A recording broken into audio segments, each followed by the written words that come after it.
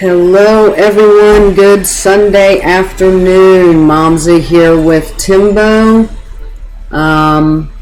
for Double Dragon 3, our doubles only tournament, with the twist being this time it is a all random character doubles tournament. So this should be fun. At least we hope so. Most people seem to have enjoyed when we have our singles tournaments that are all random. So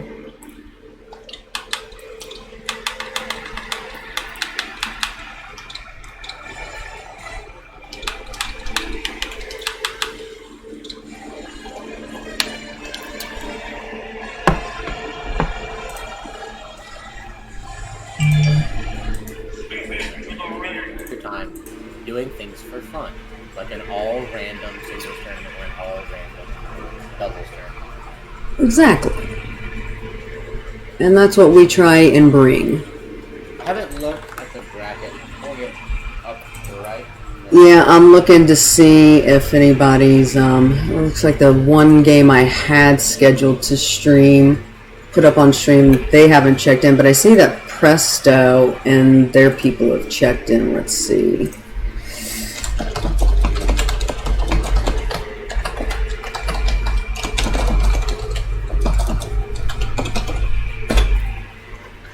So Presto teamed with that Nintendo dude, who is a QCS person.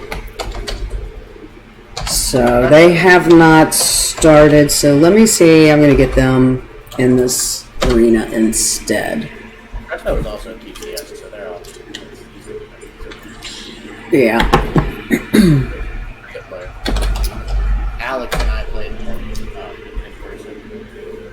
They're pretty good, but you know, sometimes you're just better than the other team. Right. Let's see. Them. Update my stream queue. And let me get the overlay going. That updated.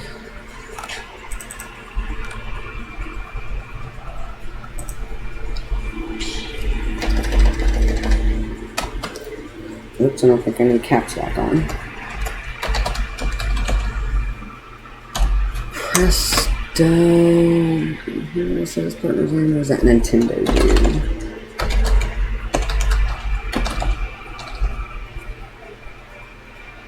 He was part of, I'm going to say that Nintendo dude, first time he participated was Thursday in our Chronow 16. Wait, we got BFP and Doorstop? Yeah, if Doorstop shows up. Garrett and Psychod? Oh no, Emma. Right. And Steven and Pointy Stick. Are they coming in? Where are your opponents? Everybody's checked in.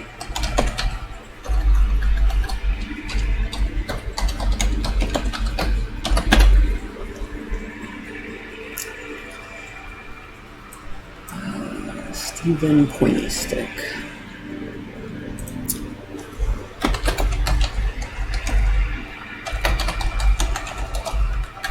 Yeah, I was kind of shocked to see Emma teaming with Psychod.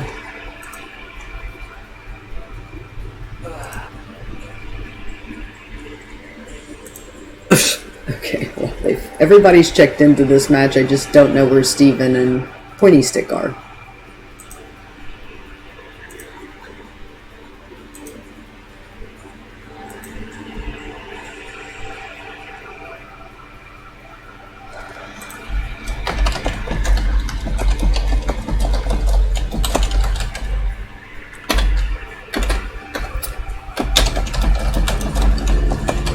Okay, let me jump into another chat real quick that I see everybody's checked into.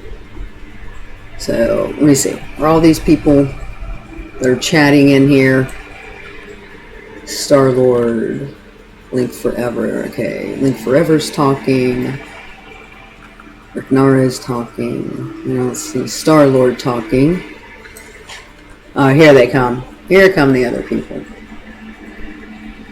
Here comes. This must be Pointy coming in. Alright, so we got ourselves a match. How about that? It wasn't as painful as I thought it would be.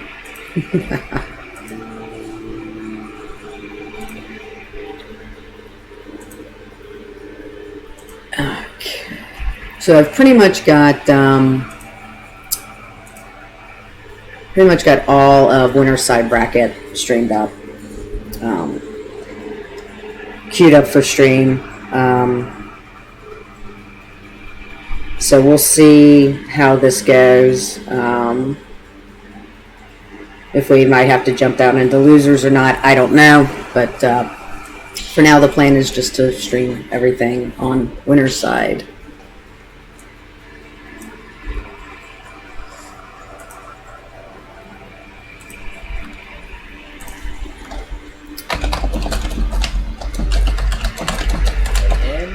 They are in, and I'm guessing that...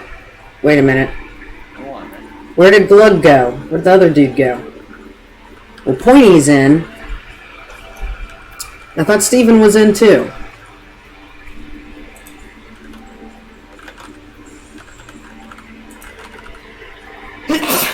Oh, bless you. There he comes back, okay. Maybe they're just choosing stages? I don't know. Alright, regardless, here we go. Let's see who we got up here first, as far as characters go.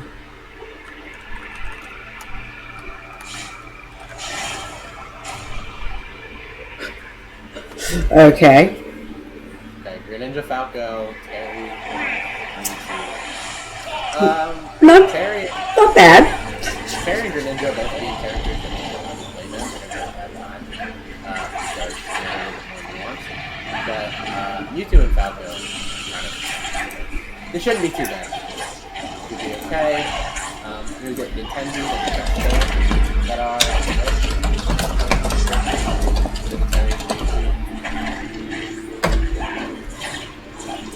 opting to both kind of split up into the two separate 1v1s so they're staying together, playing the game. You're going to see that a lot in doubles, two schools of thought in doubles are you stand into two different 1v1s, and you just rely on the ability to play singles as well. Second school of thought is you work together to try to split them up into the 2v1. So we'll see what happens. Right now, it's kind of looks like we're scrambling. A lot of our games because people are so unfamiliar with the characters, they just but we'll see what happens. As blue team is going to go down to stock, well then stop right away as well. They're pretty much even, almost completely. Well, is it kind of like the whole thing with doubles? I mean, and maybe it's just my thought, whether it's random or you're playing your actual characters, that you just try and constantly have that 1v1 matchup going on to try and, eliminate, one of the partners quickly, and then you can 2v1 the other. Yeah, I think that is definitely a school of thought for it, but the more you play doubles, the more that you kind of have like synergy, and they're actually pretty good, established team competition together. Sometimes it's better actually to stick on your partner, right? So, okay. If someone's playing a DK or a Snake or a Bowser or something you almost never want them to stick in a 1v1 or something, right? With the other person on the team, you want to make sure they can always so just different ways to think about it. But a lot of times, these top level players you see more diversity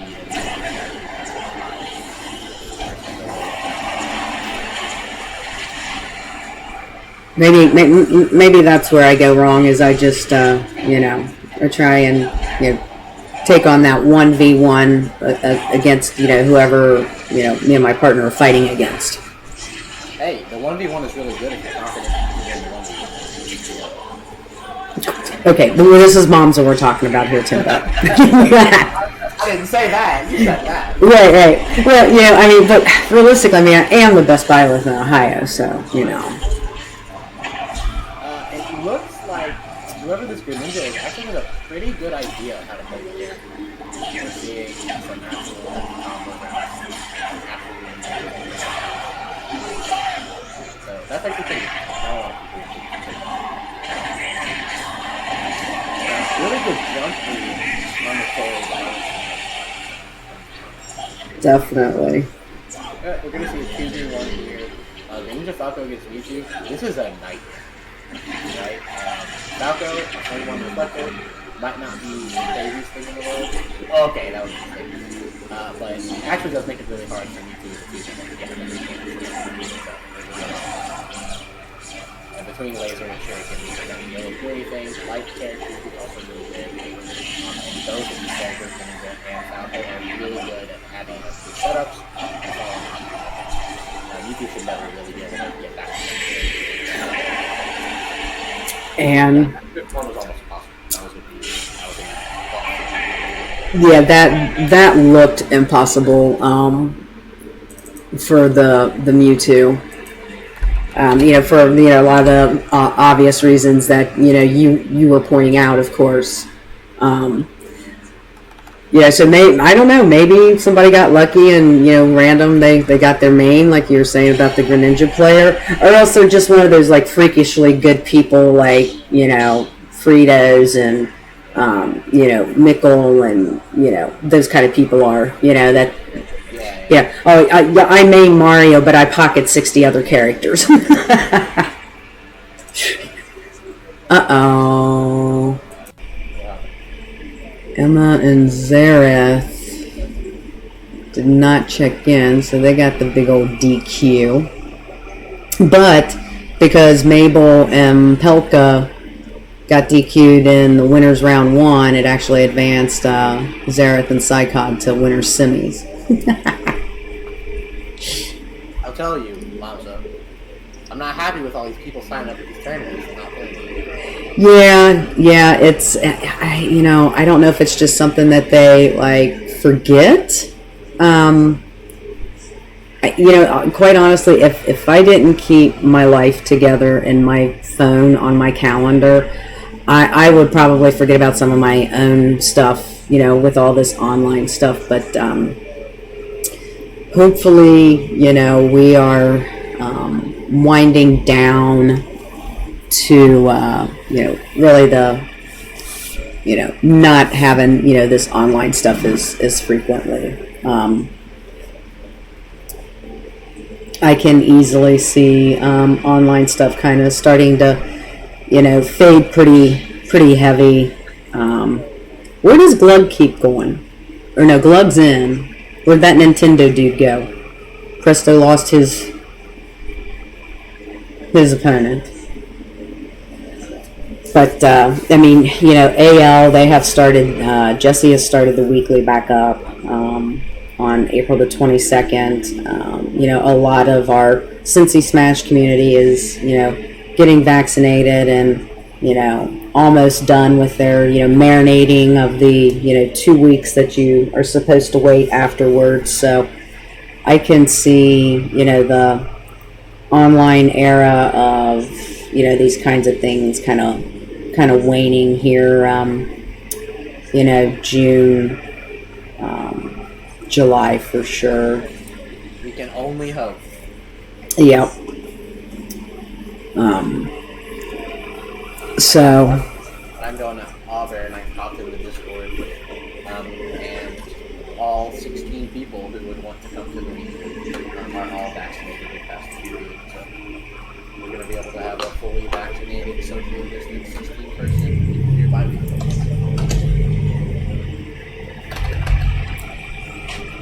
okay.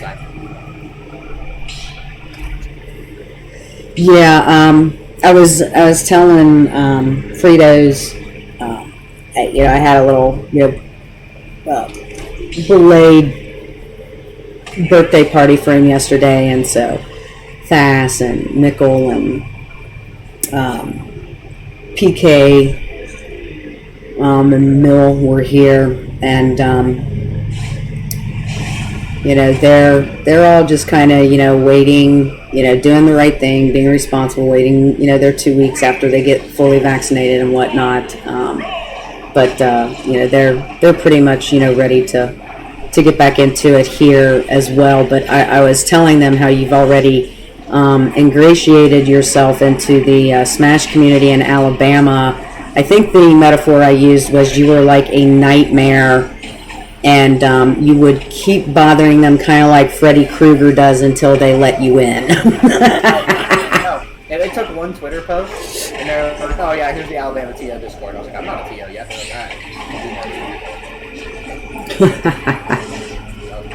like, I'm impressed. I figured it would take more than that. It's a fun community down there. And that was my first scene that I was part of. Right. That's where I started.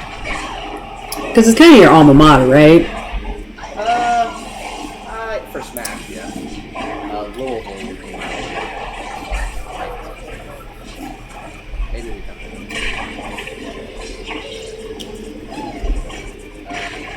DK, GSS, Banjo, DD, so no bias here ever from Timbo when it comes to characters, right? Banjo and DDD business is a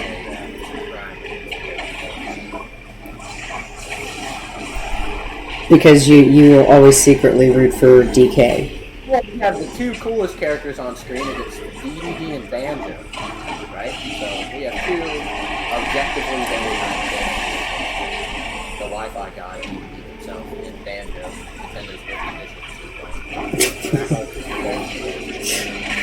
There's really only one way for this to go. The Uppion thing is not going to go because it's fast. Oh, you could have read that.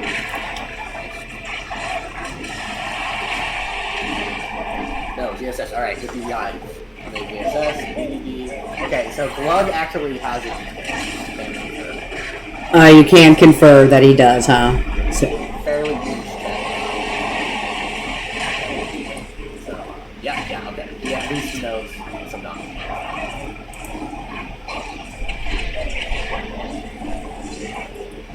Which, also, even if you don't have enough, it's pretty easy to program. GSS, on the other hand, is incredibly difficult. You don't really have Yeah, and that's not going to kill up off the top there with that ZSS just because DDD's fat. DDD's pretty fat, and if you DI that move, you can live. Ooh, but ZSS gets caught by the bouncing Gordo. Oh, and it took her out. I couldn't see if she used the flip kick, but once she uses flip kick, DSS, while has a really good disadvantage, if you get a good read of the call out, actually pretty good.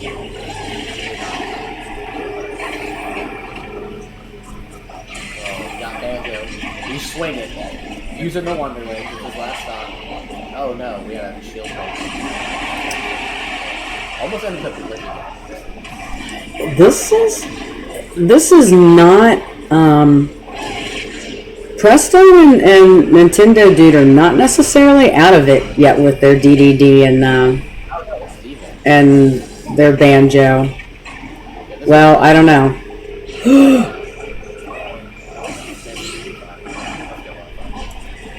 That was a really good save.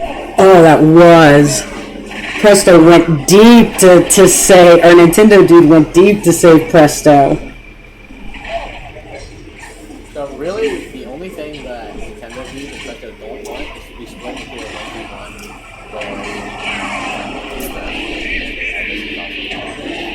they were in the 1v1 with GSS, which is just a horrible matchup. I think Banjo GSS is not as bad as maybe this PlayStation. But really want to. Oh, he fell out. You want to have the DDD player. Yeah. But spam, double bear, and ledge, really good good stuff from all players, but that's going to be Steven and Pointy Stick going up easy. Yes, they are going to go. They're going to go against Zam and Rick. And Zam and Rick actually participated in our last Double Dragon and came in second.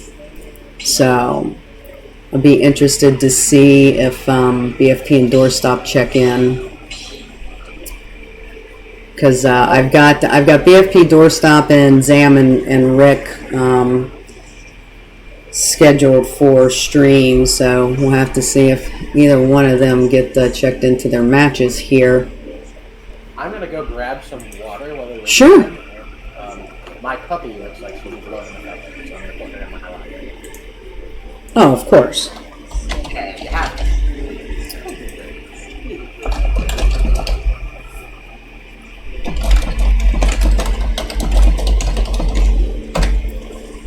So let's see who is going to get checked in first here. Is it going to be BFP and Doorstop against Steven and Pointy?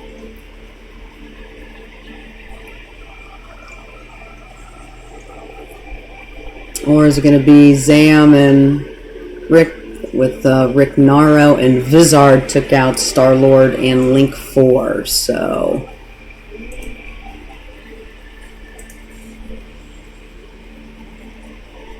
And of course, you know, we have a 5-minute DQ timer, so we'll see who gets checked in. In the meantime, do want to say that Chronow 17 will be coming up. Should have the Smash GG page up for that by noon tomorrow, and I want to say that will be scheduled for May the 13th. I believe it is.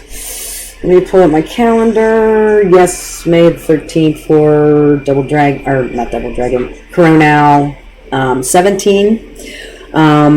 Also, I believe it is that weekend. Let me get my document up here. Keep me straight. Yes, also that weekend, starting the Friday the 14th after Chronow 17, we have our Hades Hyper Delivery 3 racing event coming up, and qualifying is being done differently this time. So in the past, we've had qualifying be like starting at noon Eastern time on Fridays, and it ends at noon on Saturday. So you have 24 hours to, you know, do your speed runs and submit your fastest time.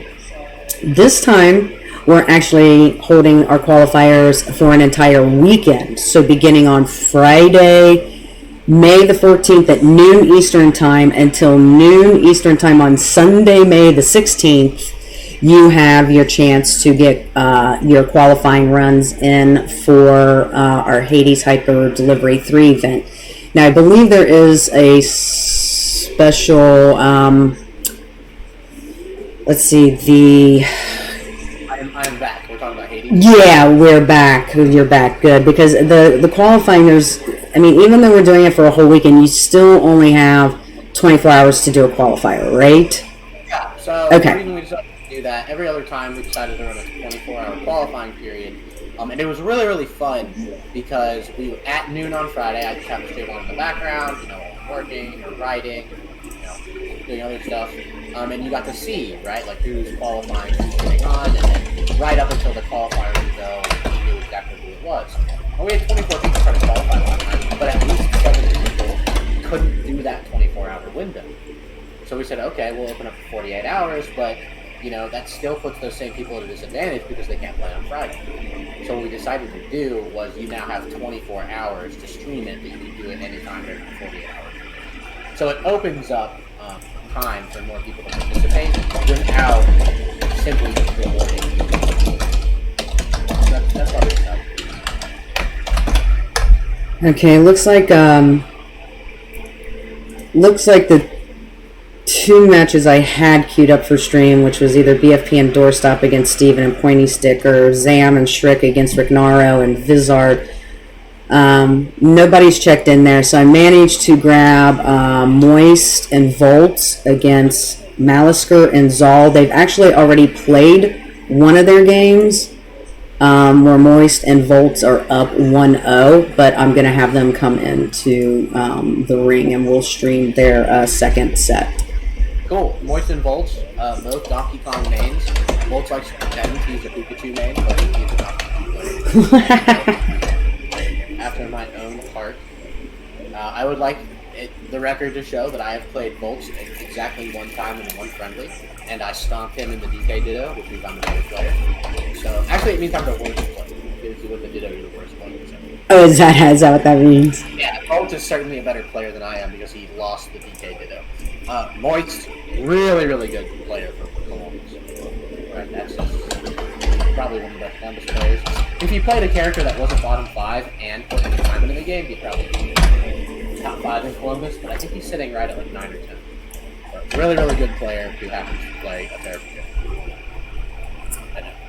character. So are you actually saying that the character you play is a terrible character since you play Donkey Kong too? Oh yeah, Donkey Kong's awful. That beats bottom 5, there's an argument to be made for bottom 5. I love it.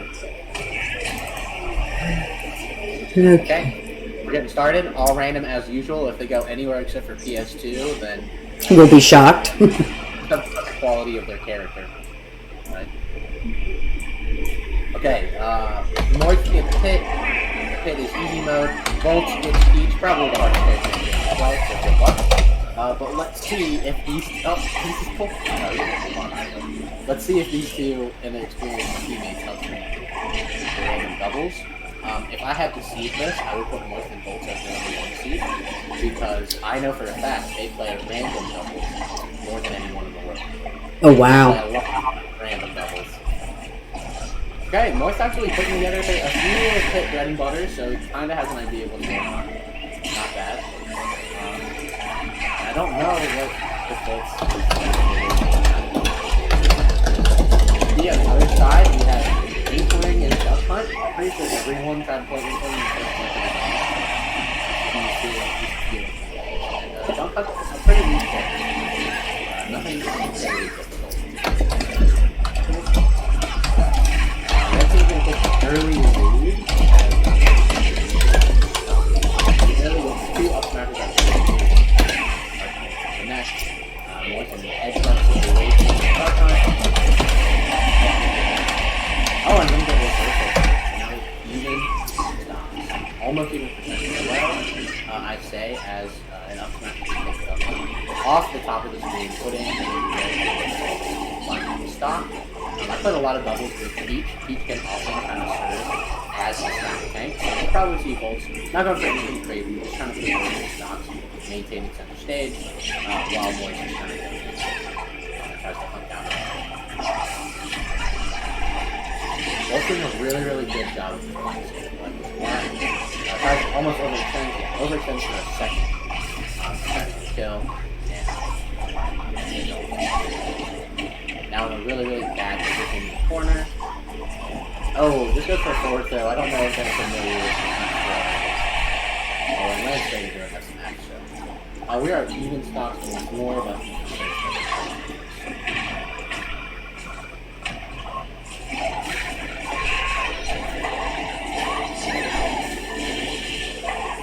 So, who Moist and Volt have? Okay, I see. Alright. Moist is going to get PS2 or Pineapple as he tries to get back to stake. So he loses the stock pretty early. Tries to go for a down tilt up air. I am not sure if that exists in the hit dash attack actually really good. So despite the early SD by Moist, they managed to maintain spike here. No? Yep, and they are double teaming the Duck Hunt. Yeah, really, really good. Duck Hunt has a really, really bad spike with the stage. But both coming over right away, that kind of I would think you would want to take the Inkling out first, though, because Inkling has a little more, in their arsenal than, like, Duck Hunt does, per se. Duck Hunt can kill pretty early. Oh, really? Yeah, and the Inkling, the Duck Hunt's not that crazy. But the Inkling setup.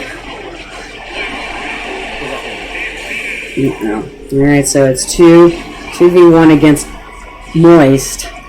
Not undoable if he can take out the Inkling first, I guess, or the Duck Hunt first. I don't know. Who would you go after first? Me? I would try to stay alive. In the 2v1, right? Oh, Moist pulls it out. F smash in both directions and get 2 kills for it. Finishes it off with. I really like that. Who is Kirby? 11. Right. 2 G's to Volt and Moist. Moist, if you're listening, your pick was pretty clean. You dropped off maybe I got it. So, a little bit of an adult game right today. So we bought this house, right? And we gave them money to keep their mower there. So I was going to mow the lawn today. I look in the shed. I see that it's a gas mower. I see they left an oil can and a tank of gas. Right? And like a gallon of gas. So I'm like, oh, this should be fine. They left an empty oil can in the shed. And there's no oil in the mower. Oh no. Come on. But they left it with a full, like, gas tank in the mower as well. So I was like, if you know anything about being a homeowner and keeping a gas mower in a shed will still get really hot. You don't keep it with a full tank of gasoline and no oil. If anything, you do the opposite. You keep oil in the gas tank. Oh, man. So I could not mow the lawn today. It was like the first day that it wasn't raining or like a blistering heat. So I'm hoping that tomorrow will be. It's fine. Right. Plus I have to finish grades. We'll try to do final grades by the end of the month. It's gonna be a day tomorrow. And then Tuesday, lucky you get to enjoy the delightful Gold Star chili for dinner. 6 o'clock. And I figure I'd just stream it live right here from my desktop. So. Okay. In Vizard, Ricknaro Vizard. Okay, got that in right. So yes, we have the COO, CEO. Finally, the chili war for meeting our sub goal. Gonna squeeze it in right before Timbo takes off for Alabama next week from today, correct? No, I'm gonna be leaving Friday. Oh, you're actually leaving Friday. Okay. I'm not here Friday. We were supposed to have a department meeting tomorrow, and they canceled it, so I was happy about that. So I'm done with meetings as soon as I put these grades in. Okay. My job, I sent my resignation letter in.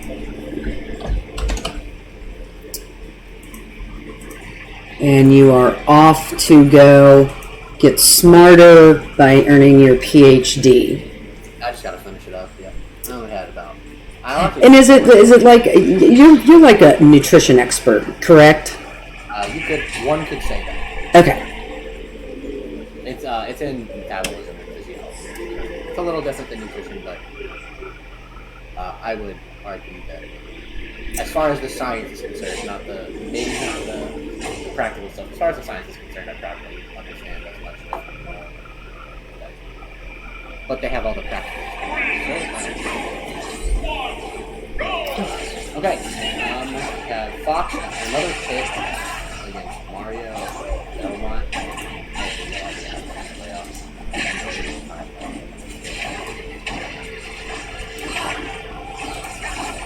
Opting to go for the 2 separate 1v1s. I hate playing stuff like that. A lot of people better than me. Ooh, doesn't even try to go. Ledge trapping is kind of what people do. A lot of people. I think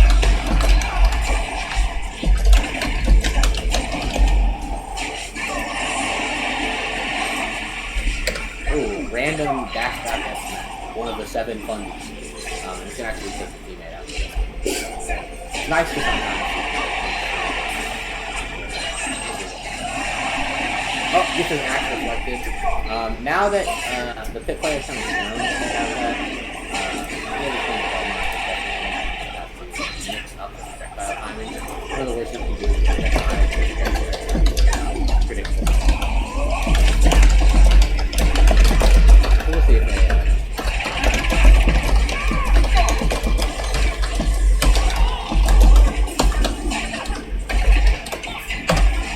Sorry, I didn't mean to. I was listening. I'm just, doing my stuff here in the background.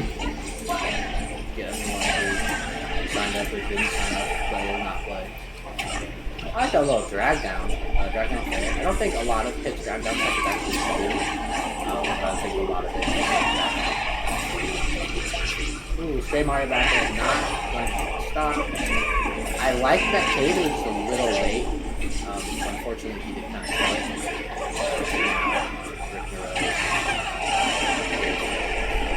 But the Mario did. Mario figure out how to do this turn. So they took it. I think Rick was taking a page out of Frida's book. That was pretty nice. Yeah. Yes, somebody was asking last night, and in the group of people, just like, they're all just, playing friendlies. And, well, they actually did, some money matches for like $1 or something like that. But somebody asked the question, who's got the best, bear in the game? And like, there was no hesitation. Just like, immediately, it's like Mario. Yeah, Mario and Donkey Kong. I'm surprised Nickel didn't try to argue that.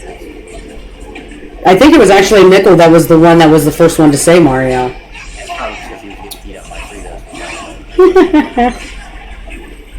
I would leave it to Nickel to be able to try to argue against it, no matter how basic his point might be. Oh, for sure. That's just, since he's massive enough to... Everyone loves last stock except for the pit. Are we going to get a share stock? I'm thinking we do. I think you definitely share stock here. Well, you already took it. That was way too late. Okay, that was almost...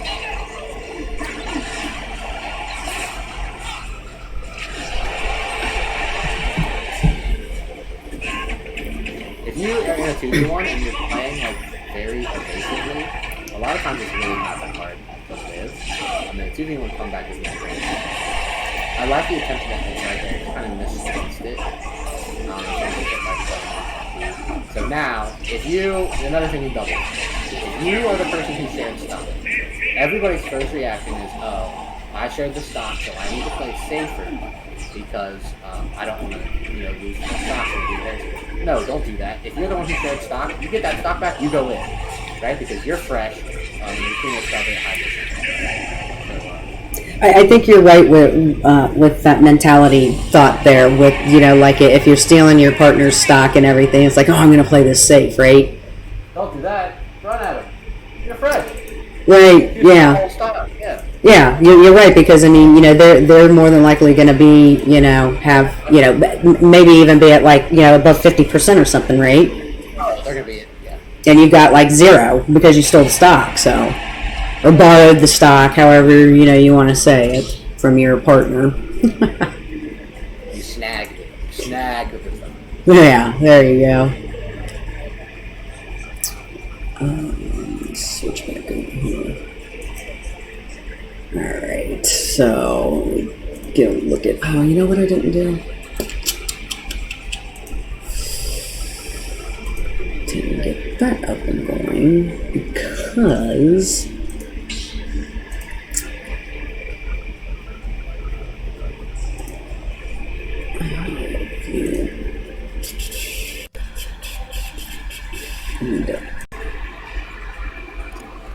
Update. Get to make sure I get the bracket command in Nightbot.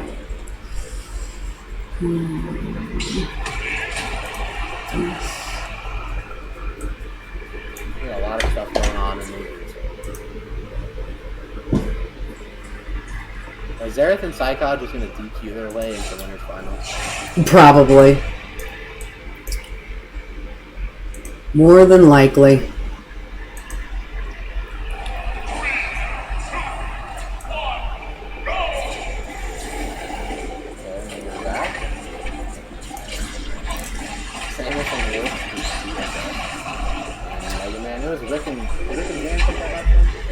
No.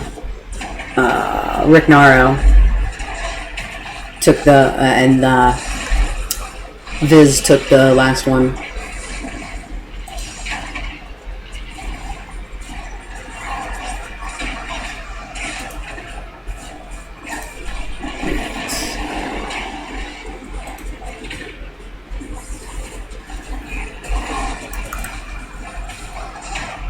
We're seeing some cute Samus stuff come out. I like some cute Samus stuff. I like that. That's the only thing that Samus going to need is that. It can't be cute. Right? We've reached that barrier with Samus. But it can be cute. It can be fun. Little cheeky Samus stuff. Yeah. Did Ronaldo come to the open arena? Ronaldo? NX999? Yes, he did. Yeah, he was. He kind of held on to it for a while too, with his Samus. He's a really good Samus. He reaffirmed my He has affirmed your hatred of it. It's just impossible not to play Samus like a level 11 CPU. Like, you just have your set flow chart and you keep dealing with it and figure it out. So, he reaffirms my belief that all Samus can I see. He also happen to be very good. Well, there's some cute stuff going on, so I'll give it some good. Because Samus is not a viable character, so that's why we're calling it cute stuff, right? I didn't say not viable. It's definitely viable. It's just not cool. Is this Dark Samus? Wait, never mind. Dark Samus. Like, I think I know what And, so, something that Intense pointed out in the mobiles a while ago is that if someone doesn't really know what they're doing with the characters, they'll do the same thing over and over. So, Rick Nero, not a seasoned Rick, continuously full hop, short hop, or double jump and land with nair over and over and over again. The entire time. I have not been watching Rick Naro. I've been kind of paying attention to the Samus. Rick Naro, double jump, landed with nair, and stop dash, not close to you. That's the level of matching that we're on right now. Yeah, downside can play from all is fine and good there. GSS can lose the stock. That puts us at even stock, not even percent, and why can I say that? Green team Green team at one side of the piece. Kind of like not very used to come back on it. Yeah, Zam and Rick are not having an easy time. Especially since you're just pointing out that Rick Naro doesn't really seem to know what they're doing with Wolf anyway. Oh, they know what they're doing with Wolf. It's just jumping there the whole time. They're playing like every year. And if when that fails, just start down smashing. I kind of like that actually. Oh, look at the ledge jump? That was almost cute. I want to say Tweak plays Wolf a little bit differently than that. Doesn't Tweak have a Wolf in their pocket? Yeah, so Tweak full hops the platform and then drops down. So that's what he Oh, okay. No, Wolf has no miss. Don't let anybody convince you that Wolf has any time to miss. Tweak is just a ledge.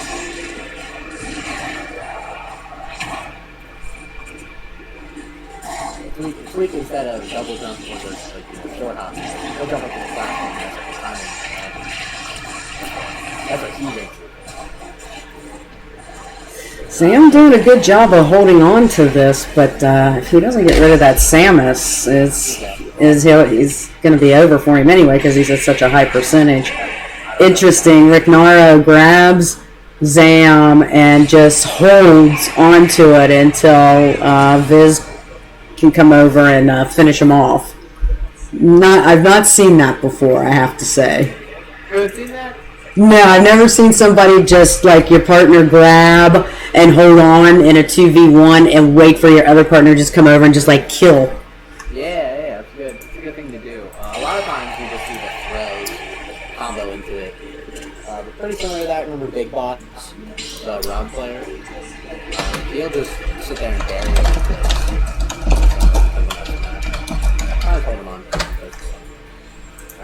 Jam and Rick going to go to losers. Ricardo and Wizard going off to quote-unquote play Xerath and Psychod. But Right. And I'm going to bring Steven and Pointy Stick and Moist and Volts back into the arena. Since everybody had checked in there. At this point, I'm just looking for green on Smash GG to tell me everybody has checked in. Moist and Bolt back at it again. Hopefully one of them gets knocked out this time.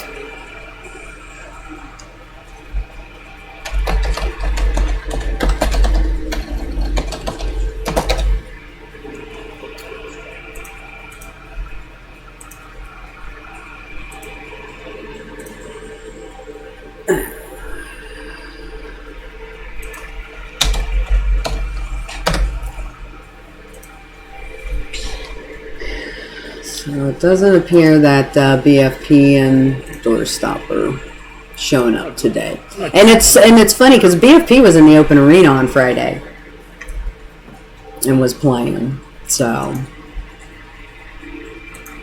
I'll end the pain for Malisker and Zal and just go ahead and DQ BFP and Doorstop.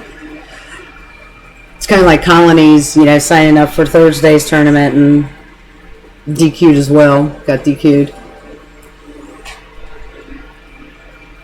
And it doesn't look like Xerath and Psychod are gonna check in either.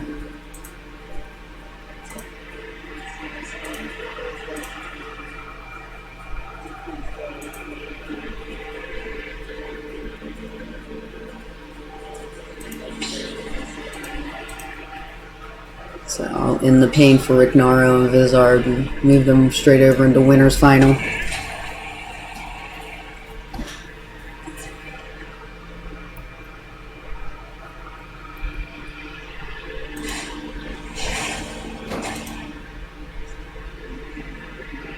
Oh no. Plant and Daisy? Or Peach, I mean?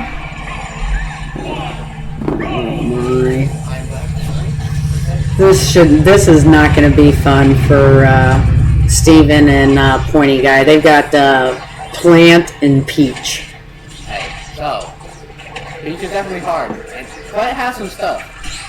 Not a good character, but definitely has some stuff. But you know one sign that somebody does not play Plant is the rapid jab. Plant's gentleman jab, or just like a 1-2-3 jab, sets up into itself and tech chases at really low percent. It's kind of one of the ways that Plant really We'll see. Everyone in the world has Captain Falcon, so most of the time, and everyone kind of should be alright.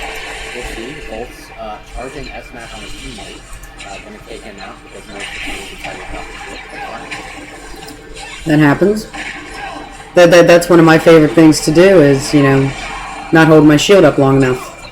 Oh no. Are you one of the people who doesn't shield through multi-hits mantra? I let go because I'm thinking I'm gonna go ahead and pull this move out, and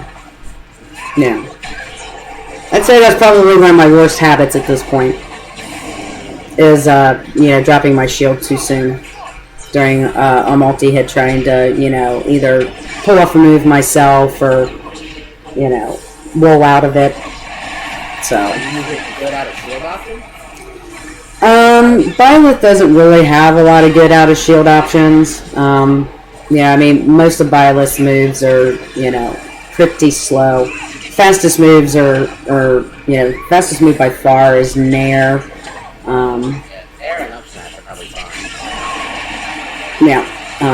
And Fair's probably, top, 3 move as well. But most of the other ones are, in that 20-second range of coming out. I know a lot of people thought Violet was pretty bad at first, but with MK Leo's success now, and some of the other Wi-Fi relays, or some of the Wi-Fi really bad, so there's a discussion about how Violet might not actually be.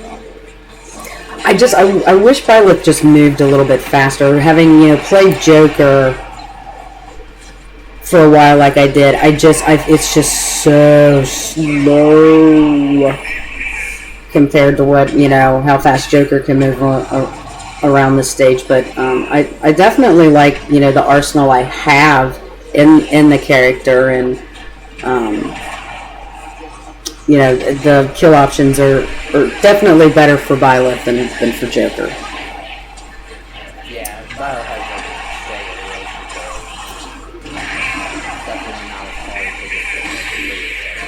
Oh, but Pointy and Steven taking the first game from our CBus boys here, Moist and Volts. There's no bias here, but it's currently 1-0 bad guys, so let's see if 1-0 bad guys. I like that. Yeah, no bias whatsoever.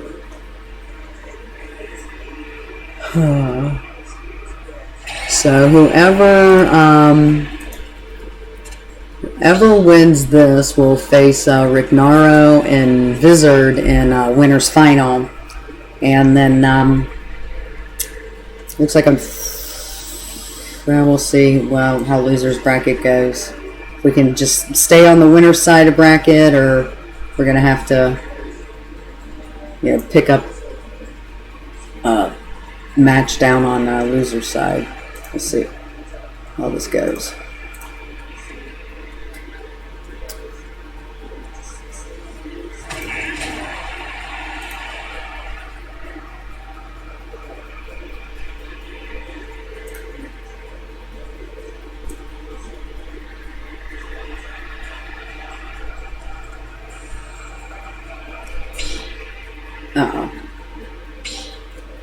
I'm guessing either they weren't on random or they want to go to a different stage other than PS2. Stages. No. Yeah, I mean, in doubles, really, just stick with, you know, PS2, you know. Right.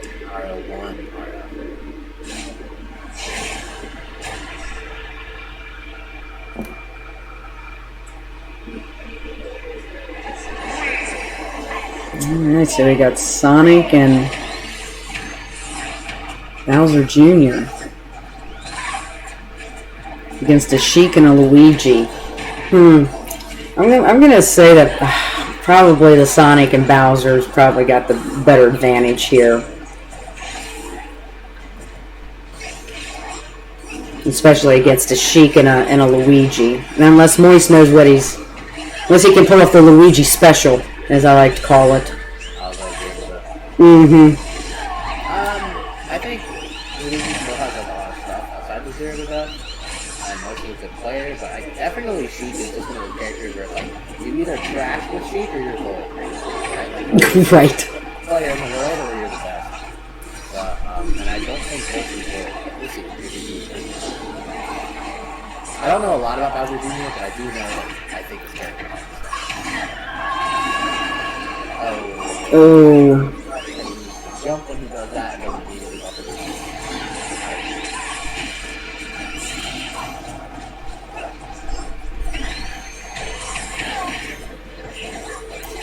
I liked how Volts grabbed the Bowser Jr. and threw it, and Moist followed up with looked like a Luigi back air there off stage.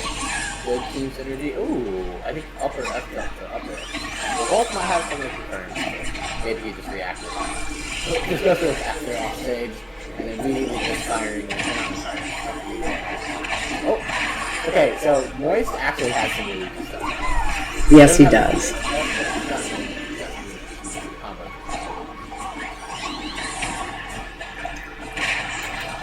I actually love playing it. I think if you take Luigi Mayweather out, he's still. Yeah, I think he's viable. Oh, look at Volts having the presence of mind to go out and hit Moist to give him a jump back to be able to recover the stage. And then having not realized of seeing the Sonic charging an S smash for 12 seconds. Unlucky. And only one stop down. Yeah. Also definitely well. Yeah, I was gonna say if they could get rid of the this Bowser Jr. and then they can just both double team on the Sonic, maybe the way to go. Yeah.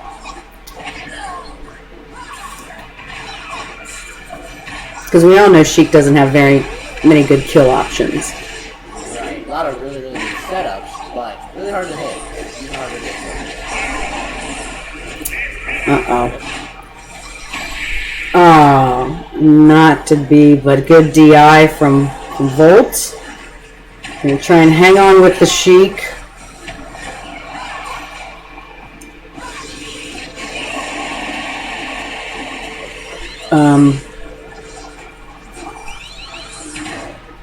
Did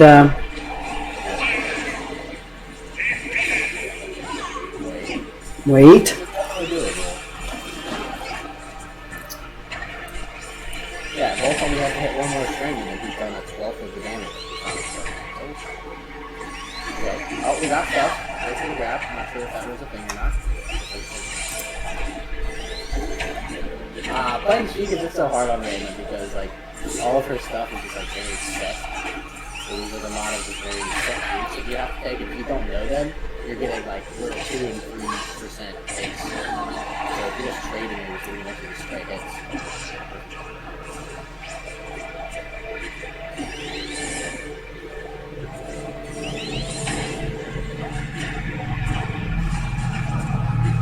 Oh my gosh. What has Volt's got? Trying to be patient, knowing that, you know, even if you don't main Sonic in a random tournament, you know, there's going to be a lot of spamming of the side B. Oh no. Sonic F-Smash is so good. What happened to the... Okay, I don't know why it paused. Alright, Wizard Volt's going to take a trip to loser's bracket. Yes, unfortunate that the, as you said, the bad guys won. Yeah, 2-0 bad guys. Yeah. Now we're going to move on to winners finals, so we can be in best of 5 territory. Yes, we will be. So let me... Stick. I'm going to Rick Naruto and Scissor. Might be 5 there.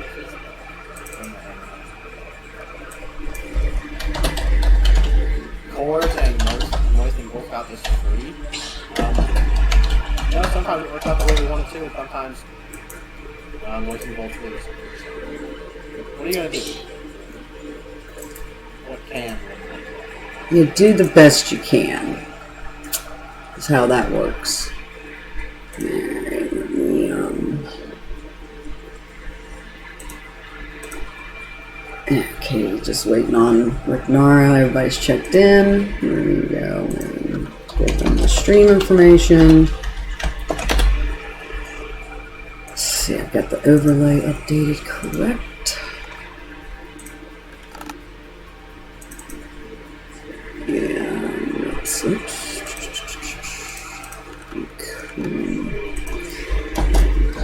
WF after this. Winners final.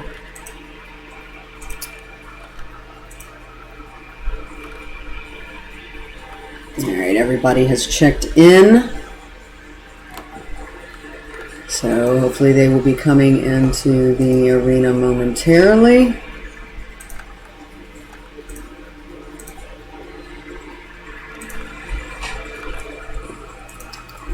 And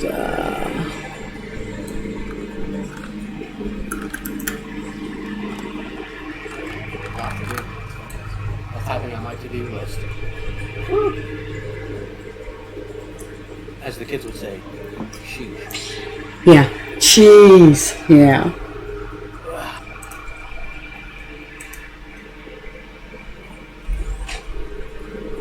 Alright, so like you said, we are into the best of 5 now. And winners final, best of 5. So, good luck, have fun. I do want to say that, again, Coronel 17 coming up on Thursday, May 13th, 6 o'clock Eastern Time. Registration page should be up tomorrow around noon. So $25 prize pot, winner take all on that one.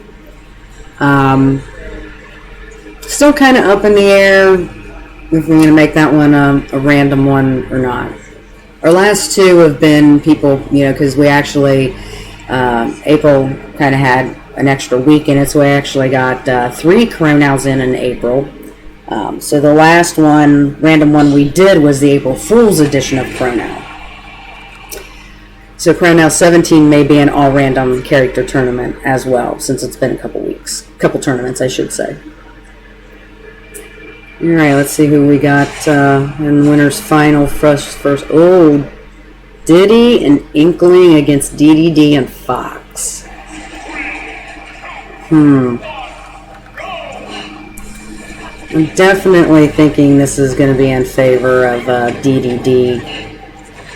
So, the competitors have gotten the only thing that you don't do and that is pick the green team and the red team. Because I have no idea what's going on. It looks like all 4 characters are on the same. Yes. Yeah, it's Diddy and Inkling are teamed together, and DDD and Fox. So, yeah, that's actually not a good thing for you, is it?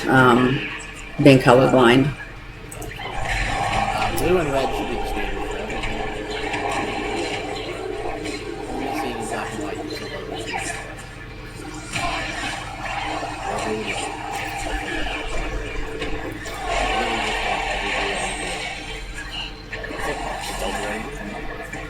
even green and yellow. Oh, and the Inkling accidentally rolled their partner into the ground with that roller move.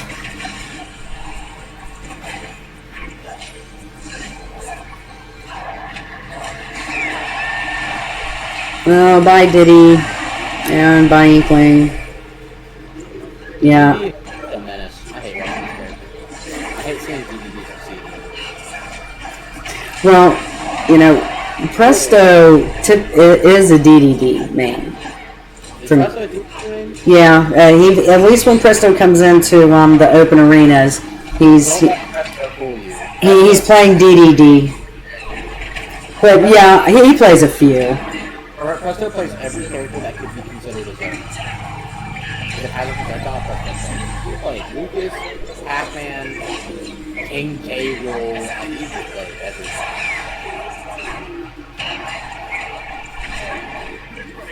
Alright, we're swinging. Yes, sometimes that's what you do in doubles, is you just swinging. Hey, that's what ultimate players just do all the time. If you're not hitting the button, you're not playing ultimate.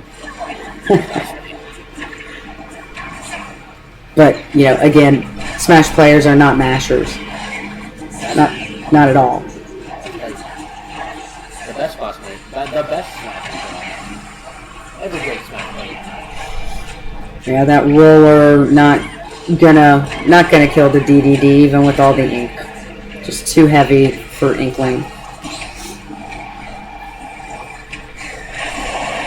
But did get the kill that time, looked like with the back air from Inkling.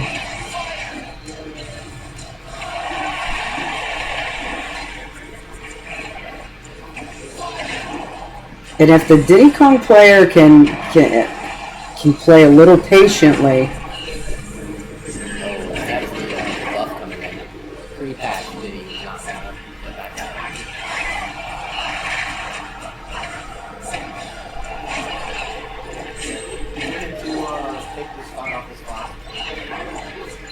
Yeah, I was going to say they need to do it fast because Inkling's damage is way up there and Diddy's is climbing fast. A really, really good person to mind by the hero. What they needed to do there was get the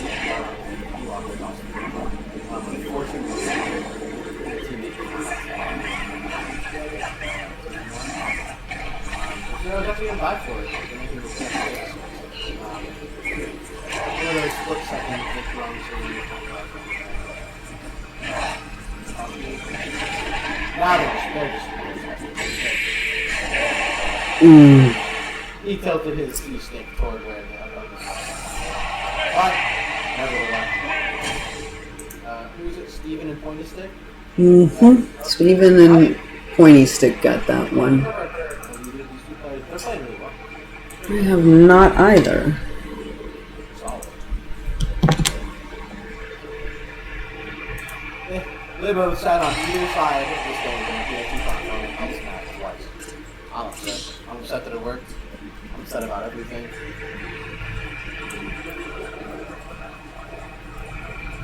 Looks like there's quite a battle going on down in on loser side between Zam and Rick and Daki and Special K. They're at 1-1 right now. This match has been going on for a little bit. Almost 20 minutes.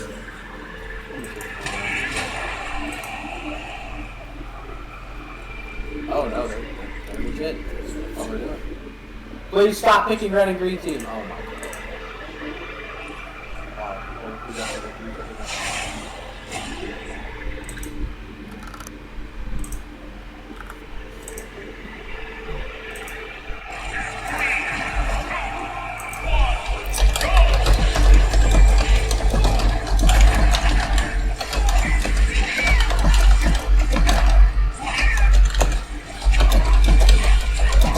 So we have Wario and Terry are on the same team against the is the green team against the Yoshi, and Pit are the red team.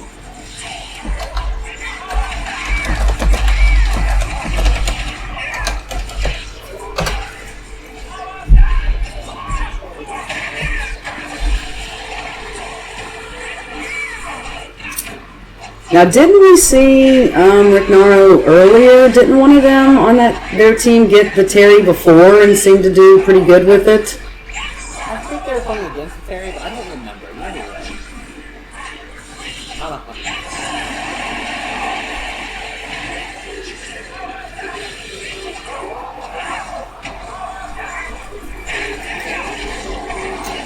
Ooh, but all that work to get back to stage. Yeah, I was gonna say, and then Pit forward smashing, you're dead. I feel like Pit F Smash has been the MVP. So far, it does seem that way, that whoever, ends up getting Pit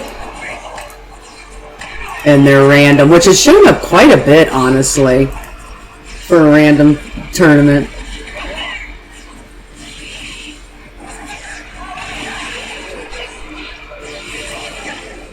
Okay, my turn to step away. I need to get something to get some water to drink, so I shall return.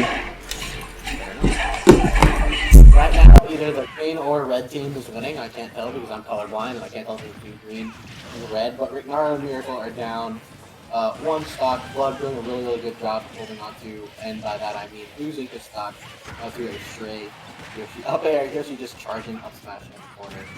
Not really sure what the goal was there, but it didn't work. Now we're in an edge guard situation. Really, really good nair. Can you finish it? Oh, that was smart. Really smart by Rick Naro. I thought they were dead. Yeah, but reading the high down D early this time and just gonna fall off the up air. This is looking really, really good for the red team. Up, a stock on each side. I think Wario just blew off, so we'll see what happens.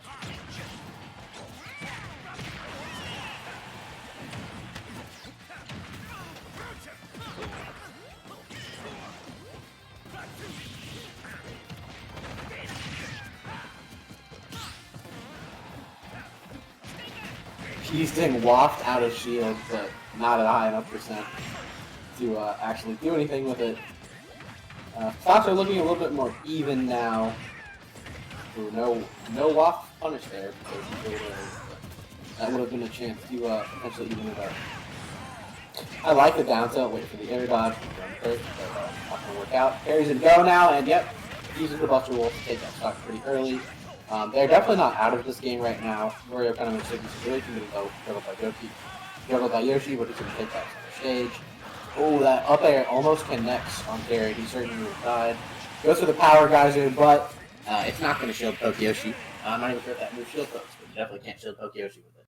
And Pointy Stick and Steven are going to go up 2-0, but remember we are in best of 5 territory. because it is winners finals of Double Dragon 3. Whew.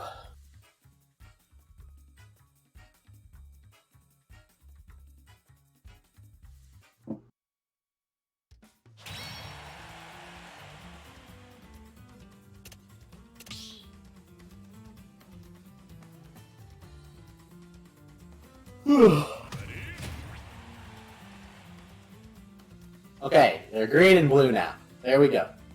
Please just start it. Don't be red and green. Okay, good. They finally did the thing where they're using two colors that don't look like each other.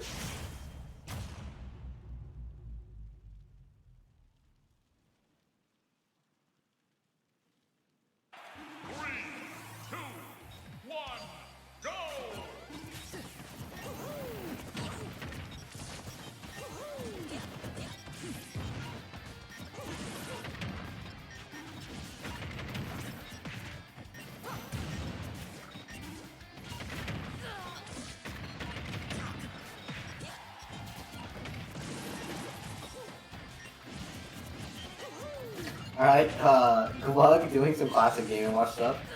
Up B, down air twice, immediately into a buffered down smash, so we're seeing maybe some character unfamiliarity when it comes to the Game & Watch, but it's working.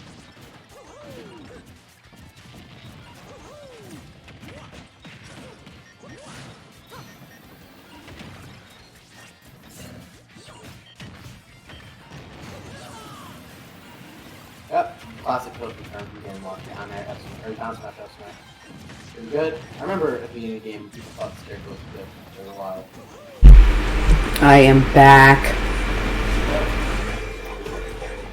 Did they did not. Okay. I went in and told them to quit picking the green.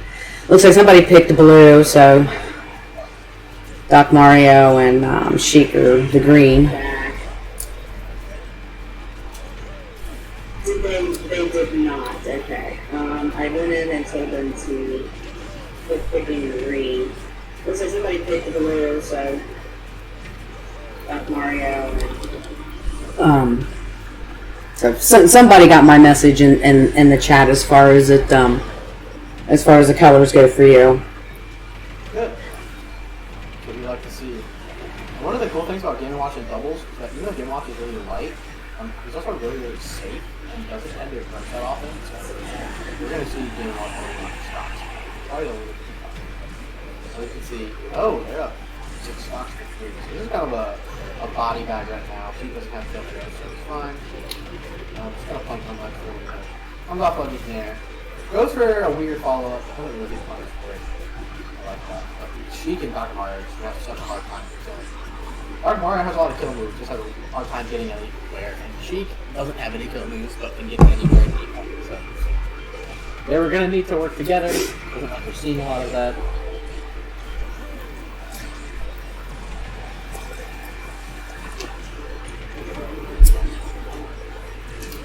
Yeah, at this point, if Rignaro and Vizard don't start, like you said, working together, this is going to be a 3-0 in favor of Steven. And so good, yeah. Pointy stick.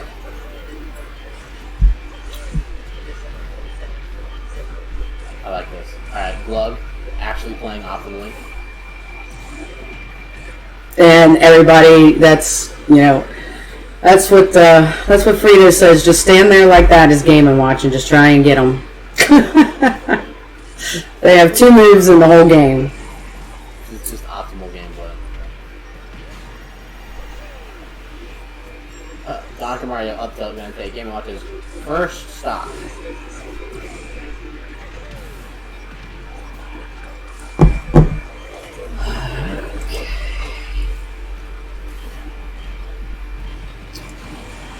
Oh no.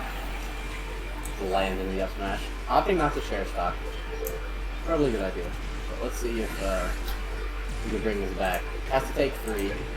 Starts off by taking a charge shot. Not best case scenario. Ooh. Gosh, Samus is so good.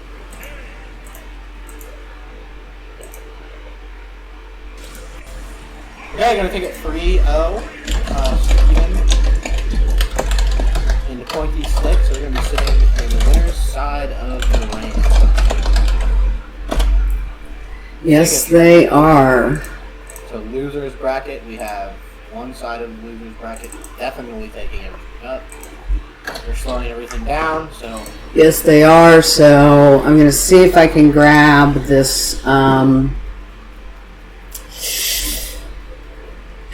going to see if I can grab Presto and that Nintendo dude with Daki and Special K. Are we just going to stream all of them?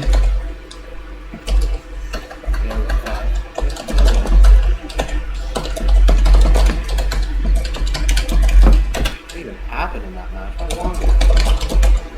They just played it through. They just played it just for a long time. Yep. I know the last time I looked at it, it was like almost a 20 minutes between Zam and Rick. Zam and Shriek and Daki and Special K. So it looks like let me get out of this chat real quick. Yeah, it looks like Presto and that Nintendo dude are currently up 1-0 on Daki and Special K. So hopefully I've caught them in between where they can just finish playing on our stream.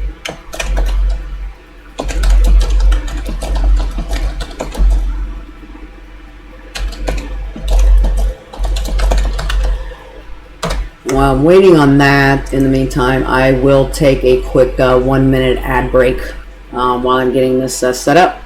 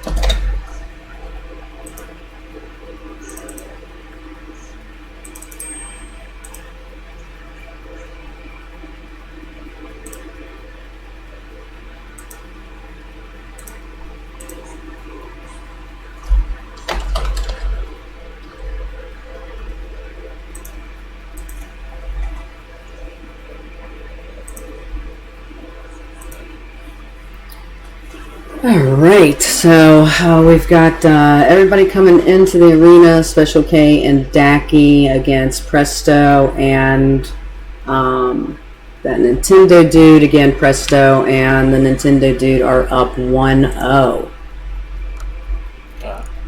So...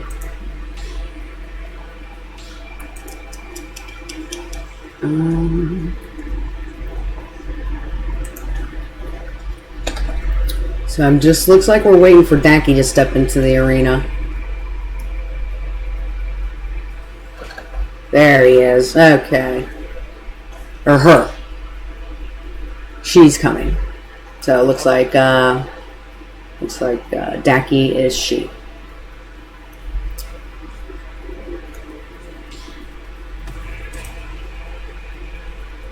Alright, so they went red, blue.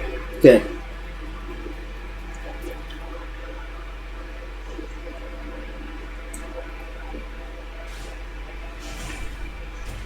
Oh, we got Game & Watch again and Peach.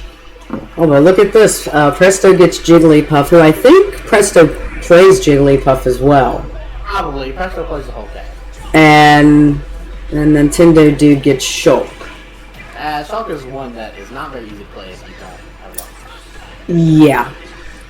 I have considered switching to this game. I know sometimes when Fritos and I are playing, I'll just mess around with some other characters, and I don't know what I was thinking picking Shulk one time, and it was just bad. Falcon's really fun. I really like Silk. I think his design is kind of yikes. I think he's fun.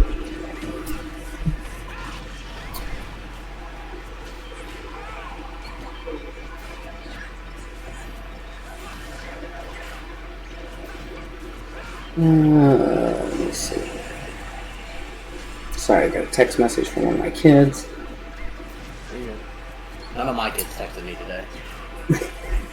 I am grading final exams in between games. This is gonna be fun. So, are you looking forward to kind of going from being teacher to student? I guess, but I'm teaching just as many classes at Auburn. Oh, are you now? Yeah. So that's how it works. Is they pay our tuition with $60,000 value if we teach 4 classes while we're doing PhD. So what happens is I pretty much work 9 to 5 PhD student, and then I grade from like 6 to 10. So you're gonna be you are gonna definitely have your hands full down there, along with trying to ingratiate yourself into the Smash community, and then with our Hades stuff. Oh, it'll be.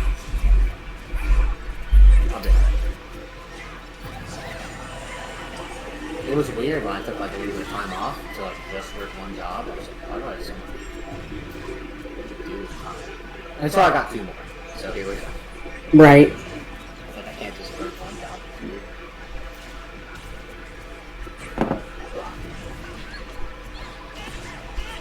Let's see. Presto Walk, a lot of the stocks really, really brilliant. Jigglypuff is really light,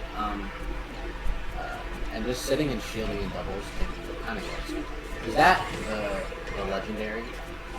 Oh, it is. So, never mind. It's just Cereza. How are you, Fraser? Are you jumping in here? Better late than never, yes. Ginju and I maybe were thinking about competing, and then we all woke up late, and like he got up, and then he fell back asleep, and he just texted me like 30 minutes ago. He's like, sorry, like it's okay.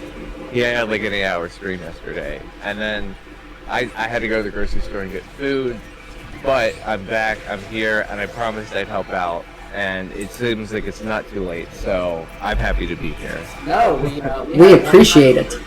We had one time the losers bracket get held up, so we are already waiting for one team in grand finals, and this is losers round 2. That's how long it took. Oh my goodness. Yeah. We're actually streaming all of losers all the way up to grand finals. Yeah. Didn't think that was going to happen at all. I had everything queued up on winner's side only, thinking I may have to do like losers final, right? Because you got to wait for that one before we can stream grand finals. Didn't quite work out that way. Wow, interesting. Do we recognize any of the people? Well, Presto is Preston, who has been in our open arenas, yeah. And that Nintendo dude, he was actually in his first time competing on our DragonSquad was in Cornell 16 on Thursday, and then Special K and Daki, I believe, are from Mexico. Daki is she, and Special K is he, him, I believe. Okay. Wait, is Nintendo? Is that like the Nintendo or just?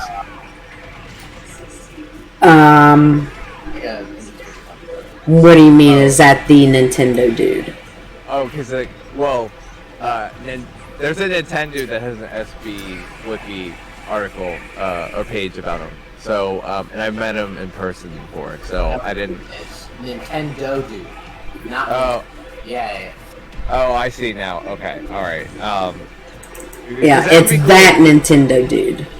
Okay. Not Nintendo dude. Okay. That's cool. Well, it looks like we're down to. Oh my goodness. This became infinitely less doable. Yes, infinitely less doable is right. Raj, please go off and back air. And the Game & Watch gets it. Oh my gosh. How was a super tricky recovery for Schalke, though. That would have been pretty. Yes, it was, and they're gonna tie this up 1-1. Maybe switch to jump and go really low, but game and watch back air, like in that situation, is so easy to hit. You just throw it out, and you can get back there anyway. Just get that start though. Yes, yes. And for those of you that don't know, maybe weren't tuned in on Friday to the Open Arena, anybody in chat, watching and everything, let's have some pogs in the chat for Cereza, graduating with his master's degree in marketing from UC on Friday. So congratulations, Cereza. You got a master. Thank you. Yeah. Look at you. So love to see some pogs in chat for Cereza. It'd be great. Congratulating him for big accomplishment there. Thank you. Thank you. You are I welcome. Really appreciate it. You are welcome. Yeah, honestly, it's just crazy to me still. I actually went to a bar last night with some of my colleagues because I just met them in person for the first time at the ceremony on Friday. That's just how it is. And it was just like, we had such a good time together last night. I'm thinking, dang, like we could have known each other and had these moments more so for a whole year had it been a different timeline. But I'm glad we were at least in the timeline that we got to meet each other, and that my final memories of UC will be warm and happy and not leaving before the despair that was the pandemic. So I already cried on the stream on Friday about it, but I've progressed in my emotional processing that it's finally over. I've been in school, Timbo, in case you haven't heard. I've been in school for 2 decades. My first day of school, preschool, was 9/11. So oh wow, you're gone. Yeah. Dude, you got out, and I'm an idiot. I'm going back for another year. I was still, I think 20. Yeah, I was like 24th or something. I'm sick. Wow. No. Yeah, I figured it's cut and run after 5 years of college. Yeah. I was happy that I could do my degree in 1 year. I definitely was part of why I knew it was going to be a successful choice. PhDs, look, I mean, you're Professor Timbo for a reason, so that's a lot of work and effort, so hats off to you when you do finish that, which I know you're going to Alabama. How long are you going to be there again? I'm going to be there for a year and a half. Okay, and you think you'll be able to finish it at that point? Yeah, I'm done with school and all of the, red tape. I just have to finish one project. It's already right. I've already got it funded. Oh, that's cool. Yeah, because PhDs, you gotta contribute original intellectual work, right? Yeah, it's already all set. Don't worry about that. So, back to the match, because we didn't come here to have a book club about our lives, even though that'd be fun. Hey, I know. guys, you guys talk about what you want in between. Okay. Thank you, is the fact that 2 to 4 of these Smash players have decided to pick the only colors that I can't tell the difference between. No. Yeah, I really need to make sure I go in the chats and tell them to stick with blue and red, Timbo. No, it's fine. I can figure it out. Right, because I think when I took a data viz class, I think they told us don't do red and green because it's like the golden rule of if you have a consumer, simply do not ever use purple and blue together or red and green. Yeah. So Christmas, that must be an interesting time for you. It is. That's mostly the fact that I'm not Christian, but it's your little thing. Right, it's everywhere, right? And in retail. That's funny. Well, it looks like Presto and Nintendo, they're gonna be catching a W maybe. That Nintendo dude. Oh, excuse me. Yes, that Nintendo dude. Yeah, it looks like they're gonna get the dub. This is a very hard place to come back from. Oh no, that's green. Yeah. Yeah, it's Pithra, It's Pithra and Zeldar, the green team, Timbo. If that helps you. Right. Yeah, it's interesting. Doc and teams. I've not seen this before. Maybe you guys have watched a little bit more of it, having done a lot of these. By the way, I'm not at Double Dragons often because normally I work on Sundays, but I'm off today, of course, for graduation. So, but what do you guys think of Doc and teams? I think characters that are traditionally bad in singles can either be really good or be way worse in doubles. And it depends. Well, it just depends on your synergy with your teammate, right? Yes. Doc kills early, right, and can put up a lot of damage. So Doc can be really, really good if their teammate is really good about, understanding Doc's advantage of covering. If instead you get stuck in a 1v1, right, and you get put in one of the 78 bad matchups that your character has, because now you're just a liability. Your teammate has to spend the whole time, trying to make up. Right. It seems like the name of the game is if you can keep the PhD on stage, he'll be quite useful. If he gets off stage, it's like, well, he's sinking. He's sinking in debt. Oh, now we're just matching. We're just throwing out. We're hitting. They just want to get rid of her. They're trying. The Zelda's trying, it looks like, to get rid of the Doc. So, I play a lot. I probably play more doubles than I play singles. And everyone yells at me for this because of my attitude towards doubles. If you're in a 2v1, don't approach. It's so fun. You get in a 2v1, you sit on the other side of the stage and look at them, nobody. It's like, how do I approach two people? They can't. Right. So, yell at me. They're like, just approach. I'm like, I'm not. Why would I do this? When I could sit over here and throw water shurikens and lasers at them. Like, what's the risk? No, I absolutely agree. I love it when I get into 2v1 situation and I just start walking. I feel very menacing. Oh, gosh. I mean, no one's ready for the Bayo strut or the Sephiroth scroll. You do? I haven't seen your Sephiroth, but what I remember about your Bayo, other than it being, kind of, okay, no, I'm just kidding. Other than it being good Bayo, is that your use of a walk is very good. Thank you. You're one of the few players I played against who actively tries to walk instead of just misinputting a dash and walking after. Right, yeah, thank you.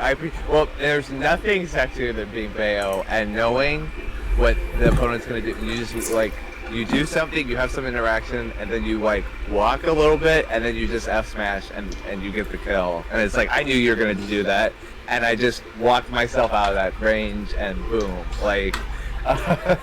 It's a really fun thing. Plus, you have access to shield, and, I think a lot of people will, they know it, but they forget about it. The fact that, if you dash, you have to wait a bit longer before you can shield again. And then, they complain a lot about zoners, and I'm like, it's like the swimming pool.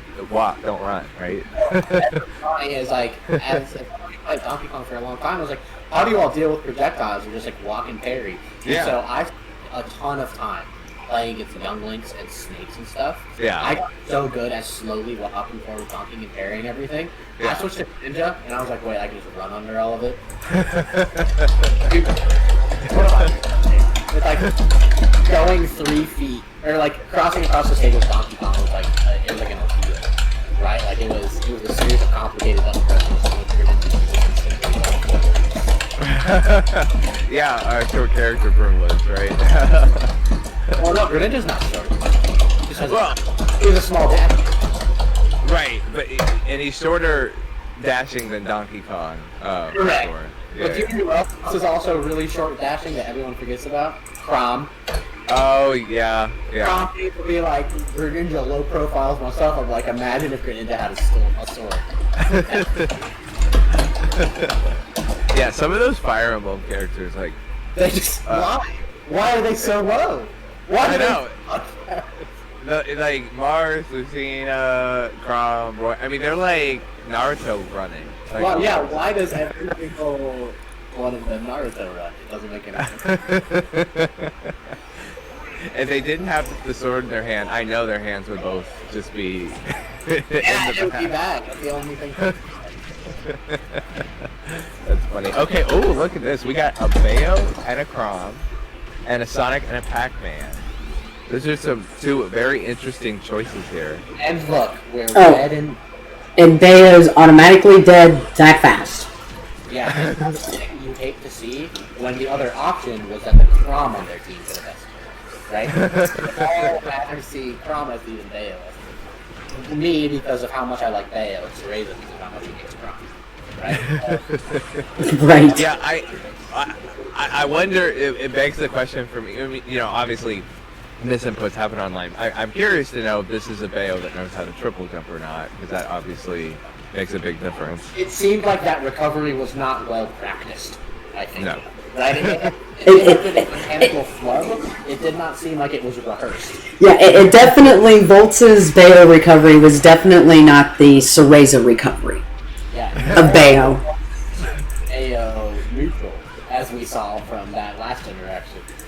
Yeah, well, you know, and when you say that, Mom, it's so funny. Every once in a while, when I play Bayo in the DC Open Arena, it's so funny. I'll come back from certain things, and Mom's is just like, oh my gosh, I still can't believe you made it back from that. I'm like, that's the beauty of Bayo triple jump. It does. I mean, it's like he's like way off screen, you know. It's like I know he's gone, and then all of a sudden here he comes flying back. It's like, how? Like, where did you just come from? I always that they're coming back, and so I sit right at roll distance and try to two-frame a recovery. Alright, edge guarders, she's coming back, I'm gonna smack it. Let's get back on the Yeah, I mean, she's one of the few characters that can be in the bottom corner off screen and still make it back. It's amazing. So, except for us recovery, like some people initially thought it was really bad, but like... Oh, you watched Redacted, or not Redacted, I guess Nairo? Did you watch Nairo? Yeah. I haven't... He Yeah. was in the bottom corner edge guarding people. Akko slashed all the way back to stage. I was like, what? Wait, who did this? Nairo. Oh, why is anybody watching Nairo? His YouTube stream was on. I mean, I've on a tweak, but I've heard some people say that Nairo's doing some things with the character, and I'm like, okay, I might have to watch. Yeah, which that to me is kind of crazy, but like I don't feel like I play like a carbon copy of Tweak anyway, so it'll be interesting to see if I spot any similarities between myself and him. But yeah, but Sephiroth's recovery, like if I don't have a jump in certain instances, there are moments where it's like, yeah, I'm screwed out of it. But for the most part, it's still pretty good recovery, so I like it. Whoa. Yeah, it's a lot better than Cloud's. Okay, Volt and Moist trying to pull something together. Volt is going to die to a jab at this point. My girl Bayo does not exactly live. Yeah, an accidental like Crom F tilt could even do it. Oh, followed though. That was kind of cute. Yeah. Oh, please. Volt, oh, definitely. Hey. I've made it to like 200 with Bayo. It's possible. Volt's got the longevity in this stock. I believe in it. I'm off stage. What will we do? This is so scary. I know. Oh, yeah. Random Pac-Man aerial. Heel slide. That didn't. No. Okay, Crom. If Crom can get rid of Sonic, he's got a chance. As Mickle would say, even the Pac-Man is at last stage. Oh no. You ever talk to Mickle about that? Okay. If you're at 0 at Ledge against Crom and F's fully charged F smash into bad DI would kill you if you're at last stage. Oh, that Nintendo dude. Holds on for Presto. In him. Oh my goodness, I just remembered. This is a random bracket. Yes, so it is. That Bayo probably didn't know how to triple jump because they probably never played Bayo before. Oh, it took this long, huh?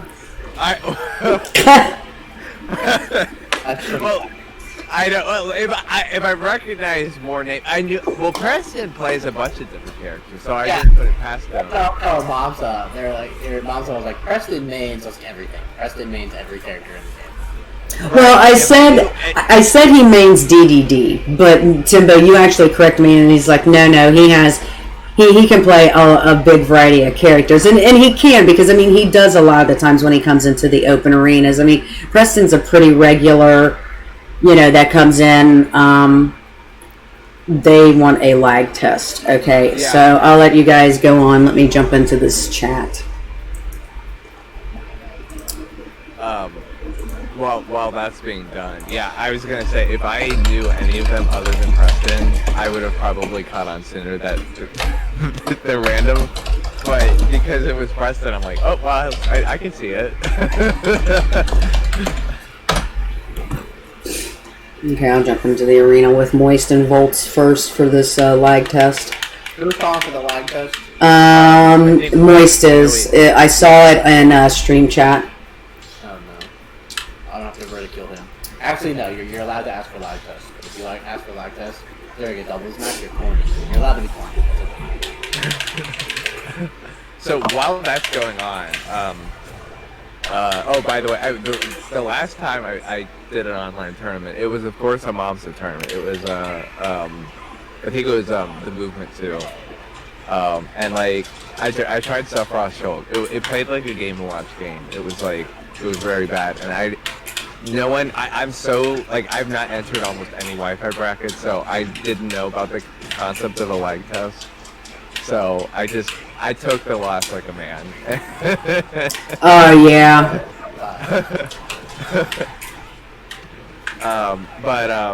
I love those memes. Right after that, I started seeing the memes on Twitter where they're like, "Yeah, lag test, bro," and then it's got like the thumb over the. That made me. I didn't love that. So, oh, go ahead. No, you're good. So I wanted to ask because, gosh, it's been so long since we've been able to talk. And like you didn't know this, but I actually it was going to be spring break the week that we started to cancel all the tournaments and everything. I was actually finally going to make my way to an NAL because I wouldn't have night class. I was so excited because I lived through months of the Twitter advertising for it. I never got the chance, and it had already been very long because you stopped going to ALs on Thursdays, and which made me sad. Yeah, and so it was like, I mean, it feels like forever since I've seen you in person, and now I know you're leaving, and it's like, oh my goodness. It's been a while. But yeah, when's your last day in Cincinnati again? I'm leaving Friday. Okay. Yeah, so I do all we moved into our new house because my girlfriend bought a house. And so I moved, I spent all last week moving all my stuff to the basement and putting all her stuff. Yeah, definitely lag here. Doing everything. And so now I have to get a truck to rent, and then I have to move down, and then I start work the next week after that. I start working down there a week from Monday. Yep, they're lagging. Do they have proof of land? That's why I'm going to ask Nintendo and Nintendo and Presto for I notice the lag when I'm testing them. How do you feel about moving back down south again? Oh, it's gonna suck. I hate the South. The South is just the worst place in the world. It's just I might ask if you have the time for a chat, because I know there are some aspects about that we're not going to talk about on stream. Yeah, But I did want to. I was thinking about what I told you on November 7th. Yeah. And you told me, give it some time. And I look forward to being able to have the conversation and telling you about the things I gave it time, and it's like, wait, yeah, no, that's it. Yeah, That's true. Yeah, and I really didn't think, but I kept, because I mean, for people who knew where I was on stuff like that, like 5 years ago, Yeah. like very different, and it was like, I always told them, I said, give me time, I have an open mind, you make the case, and I have changed. So I just yeah, just a little preview of that, but I'd like to have it. But it's really interesting though, because I think a lot of us Northerners really do think that things have changed, and it's like, then I see some certain like pieces from various various content create, and it's just like, oh my goodness. Oh no. No. Oh, No. Yeah. Not in certain corners, at least. But yeah, it's wow. So but you know what? If you ever need your Midwest nice refill, you always know where to get it. It's true. The South is just, we won't talk about it here, but Does the cooking at least make up for half of it? Oh, it does. None of it's gluten free. Oh shit! Yeah, I forgot. Yeah. It can simply just to be awful. I forget what brought you down to Alabama in the first place. I went to school in Louisville, and Okay. a top program, so a top 10 program for my area, and debatably like a top 1 or 2 program, was in Alabama. So I got into a lab with like essentially the guy who runs research in my field. Okay. Yeah, I since have left his lab and I'm returning under in a different lab. So Right. Right. Yeah. Yeah. So Yeah. that is why. But every university likes to pretend like they're The best. that their plan for a student success is the best one. So even though I have completed metabolism, biochem, biomechanics, physics, like all of these levels at the very, very top level that they are taught, every university that I would go to up here wants me to take their version. Oh my gosh. So all they wanted to do was charge me another 2 years of tuition. So Right. I really wanted to finish my PhD at Kent State, but none of my classes would have transferred. So That's ridiculous. none of the 4 years that I spent learning these things at the very top level under the experts would have transferred. So I said, screw that. I'm just going to go back to Alabama for a year. Yeah, you go back into the mud and just quickly get through it and come out the other. That's so smart. I mean, because I know as a graduate degree holder myself, that grad school is more expensive than undergrad, and undergrad's already expensive enough. More expensive. Yeah, undergrad tuition is pocket change. It's crazy. It's so dumb. Look, you have no idea. I mean, I was very thrilled when I talked to my program director, and she was so excited to get me into the program in fall of 2019 when I was applying, and she's like, and I told her my GPA. I ended undergrad with a 3.8, and she was like, "Oh, we can get you." That's competitive for grad school stuff. Yeah. Yeah, she's like, "Oh, we'll waive the GMAT, GRE, and we'll get you a scholarship for the program." I'm like, "Hey, people said doing homework doesn't pay, but in this case, it is." So instead of paying an arm and a leg for grad school, you only paid a leg. Exactly. That's pretty nice. But I was thrilled. I was really happy to have heard that. So, kids, if you're listening, do your homework. It might pay. It does. I ended up getting out of grad school debt free until I just bought my car.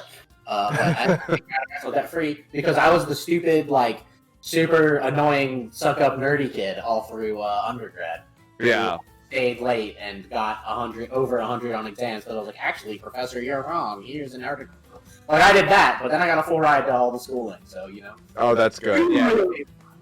Who really won? And all that, and I can't freaking figure out how to get past winners round 3 of Smash bracket. So, Okay, so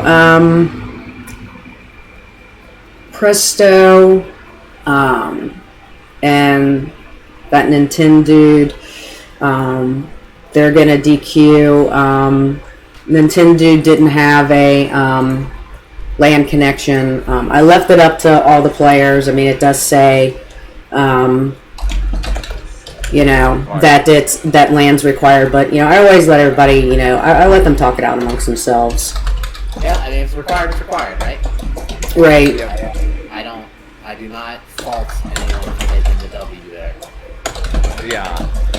Well, I may have taken it like a quote unquote champ with the leggy show, but I didn't get to continue in brackets, so I totally understand. I was quite frustrated. So yeah. It's just like it's so frustrating because it's like I like when I said it was a Game & Watch game, it's like frame, like a slideshow playing in Microsoft PowerPoint.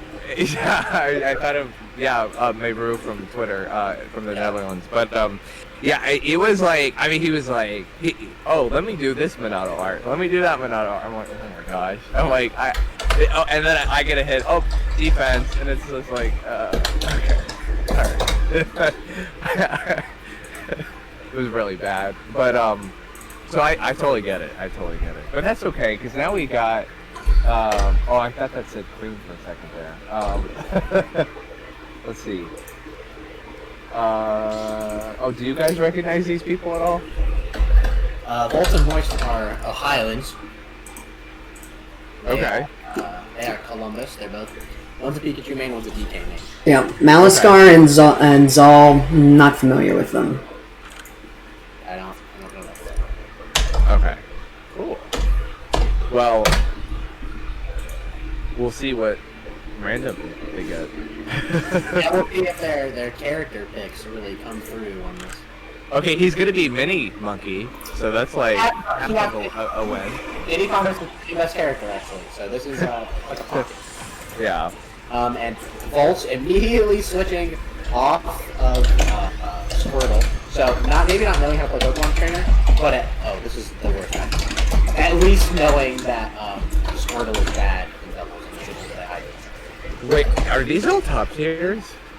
That depends on who you ask, but I would say yeah. Yeah. I would say they're at least all high. None of them are mid.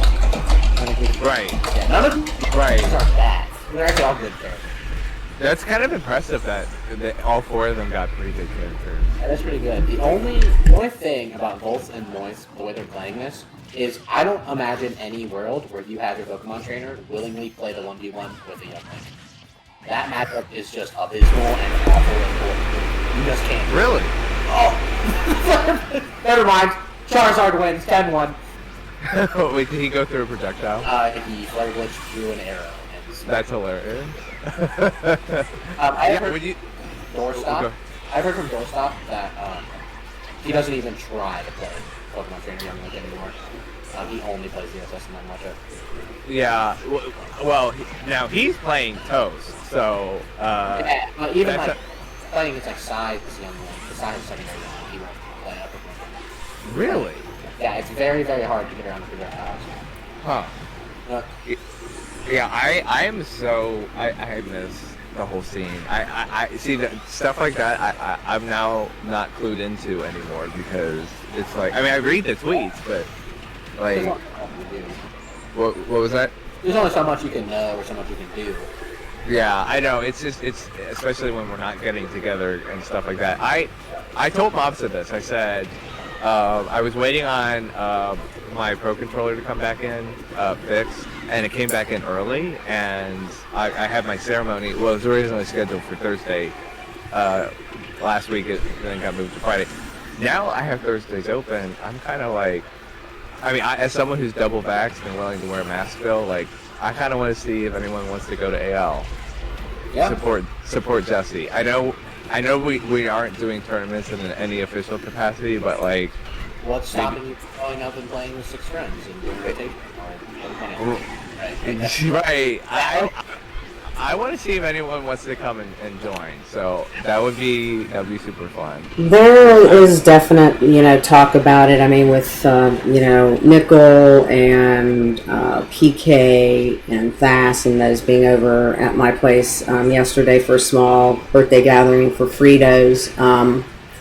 as people continue to get their second vaccine and, they wait through the period of being marinated, those 2 weeks, Marinated. to make sure that it's all, kicked in and taken effect. I know, a lot of them are going to start feeling more comfortable about going, just from talking with them last night. I know Fritos, for sure, it feels comfortable with going, especially since Jesse is still requiring masks at his place of business.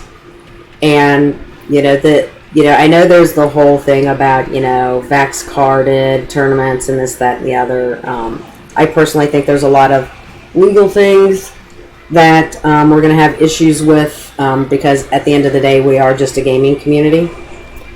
And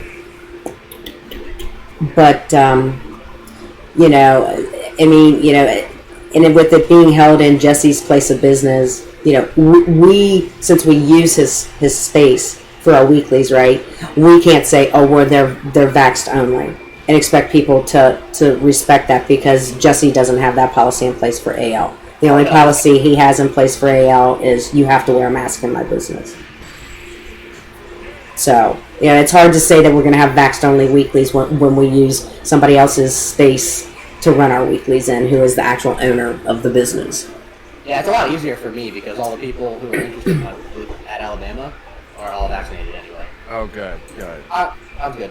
Yeah, it sounds like to me we're just going to have to go the approach of people weighing the risks themselves and making decisions. And, maybe the players saying, I'll play with you to double vax. And it's sort of a privately, voluntarily managed sort of thing. But as someone who is double vax, it's like, I'm fine. And it's like after having luncheon with Fritos and Momsa last Saturday and a friend before and graduating and everything like that, I'm starting to get the social momentum. Like I want. Right. And here's the thing too is I think our community are some of the more responsible ones that are going to go out and get vaxxed. You know what I mean? Yes. I don't know a lot in our community that tagged everyone as a sheep by now, right? Yeah. Just ask Emma. It was right. So I just think that our particular gaming community, are being especially responsible where getting vaccinated is. I don't know of too many of us that have religious implications or medical issues that would prevent us from getting the vaccination, right? Yeah.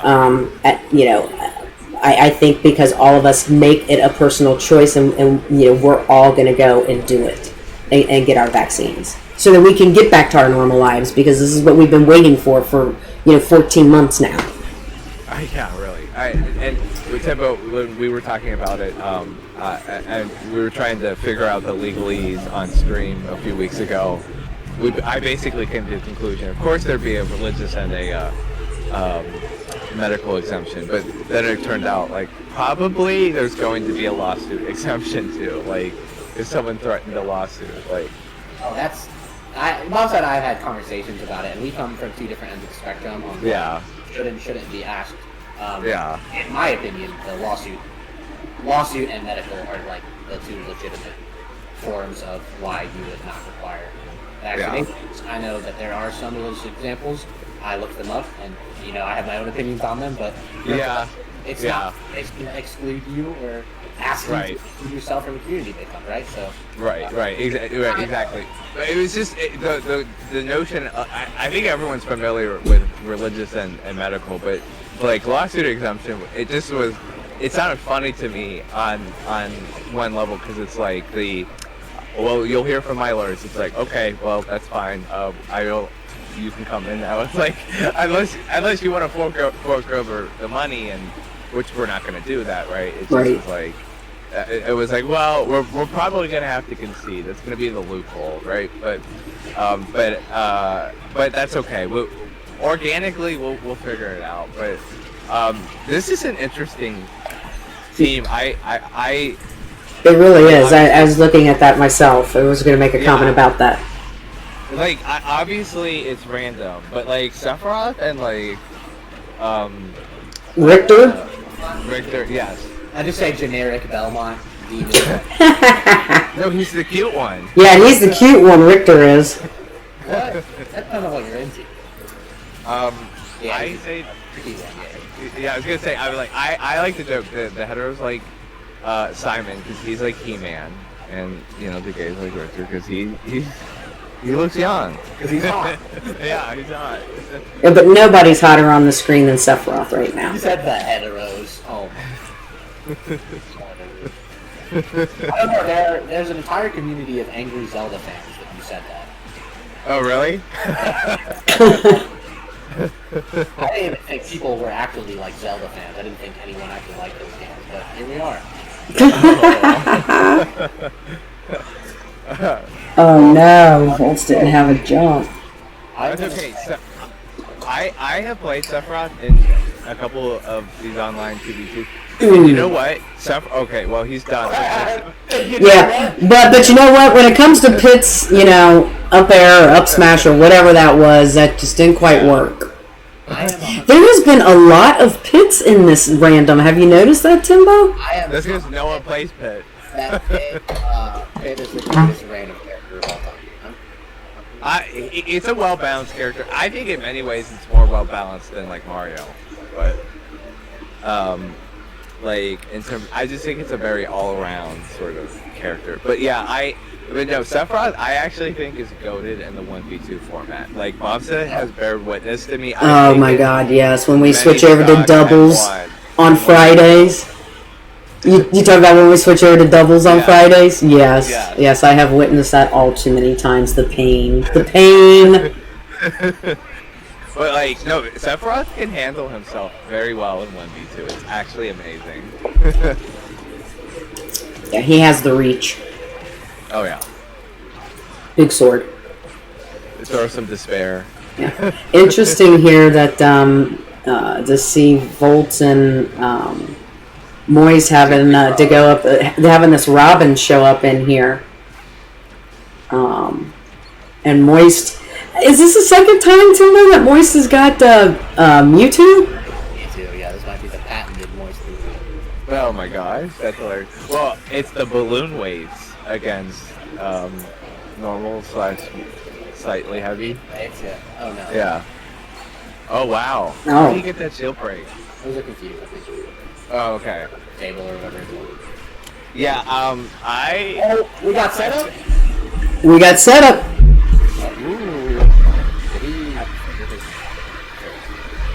I like to approach Mewtwo from the ass forward, like, because I don't want to be disabled. Plus, all my characters have good backers.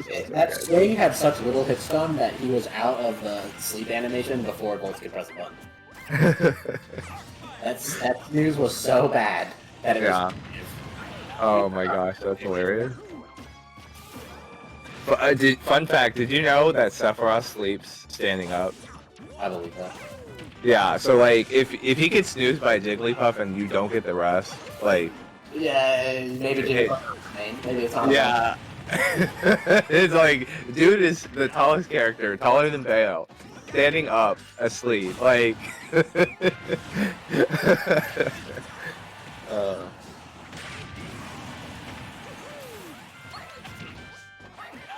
Well, this is kind of even. Although the Pokemon, they got a % lead for sure.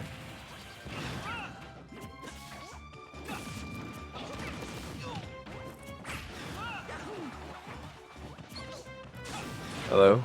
Hello? Hello? Oh, I thought it got really quiet. I was like, Yeah, wait, did you disappear? Can you hear me? Yeah.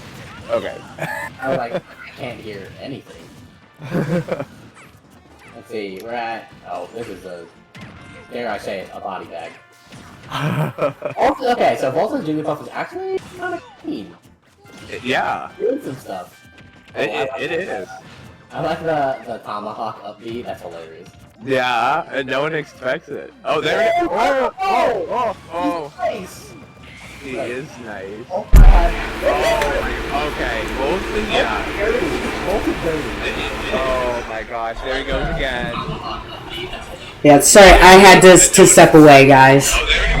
Oh, you just missed the most wild. Oh no! Oh yeah. Oh, roll out for the name tag. Wait, I don't think Volt's meant to get his own person there, did he? No, that was... Or Moist, I should say. Yeah, but it worked out. They got it. That was hilarious. Oh my gosh, that was nuts. Okay, that reminds me. So Ginjo and I think make for a good team. And we're calling ourselves Sephiroth. Oh jeez. And I'm Sephiroth. And I started a montage. Bad anime shit. That's awesome. I hate I know. Okay. I know, so you know. Okay, you know how bad it's going to be. Yeah. Yeah. Okay. As long as you understand how funny it is and roll with it, I'm fine. Of course. Oh, no, Sephiroth is not, like... We don't have to say it like all the way, you know? I just think it's funny. Forthcoming with it, you know what I mean? Wait, it's like I'm making a silly montage of clips. I'm halfway through it, and it might come out on Twitter sometime soon. So we're just good. We're just like, I'm the chaperone. I keep him alive.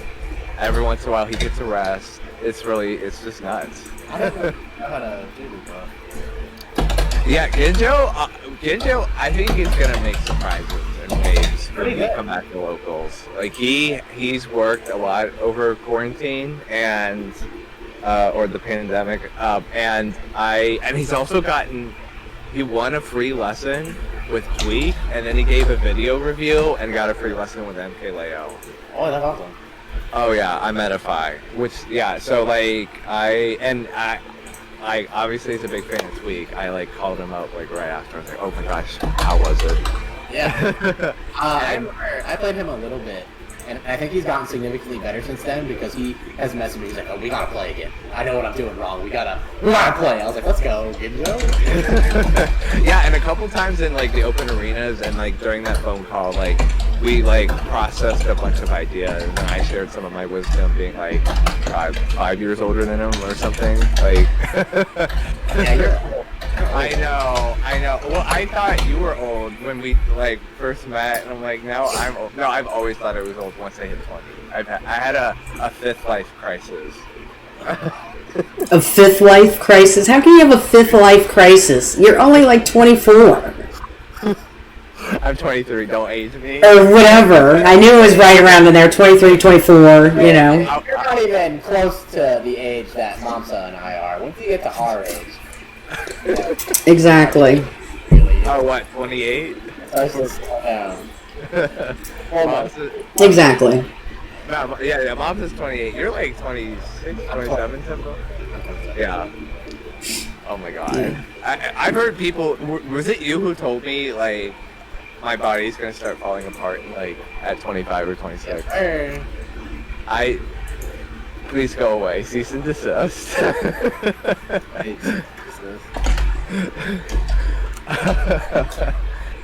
And then I have a friend who like reminds me about how like my peak cognitive ability has already passed at like 22, and I'm like, I'm like, go away.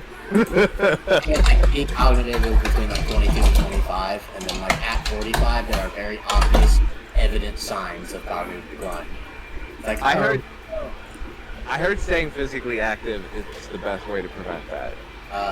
It is the best way to slow it down. Okay. I don't know if prevent is the word I would use. Timbo, I don't want to get old. You're throwing a Band-Aid on it, like you're Band-Aid versus no Band-Aid. You said you don't want to get old? Yeah. It is inevitable, as Thanos would say. Due to my understanding of linear time, good luck with that one, Chief. Where is the like youth juice that I can chug?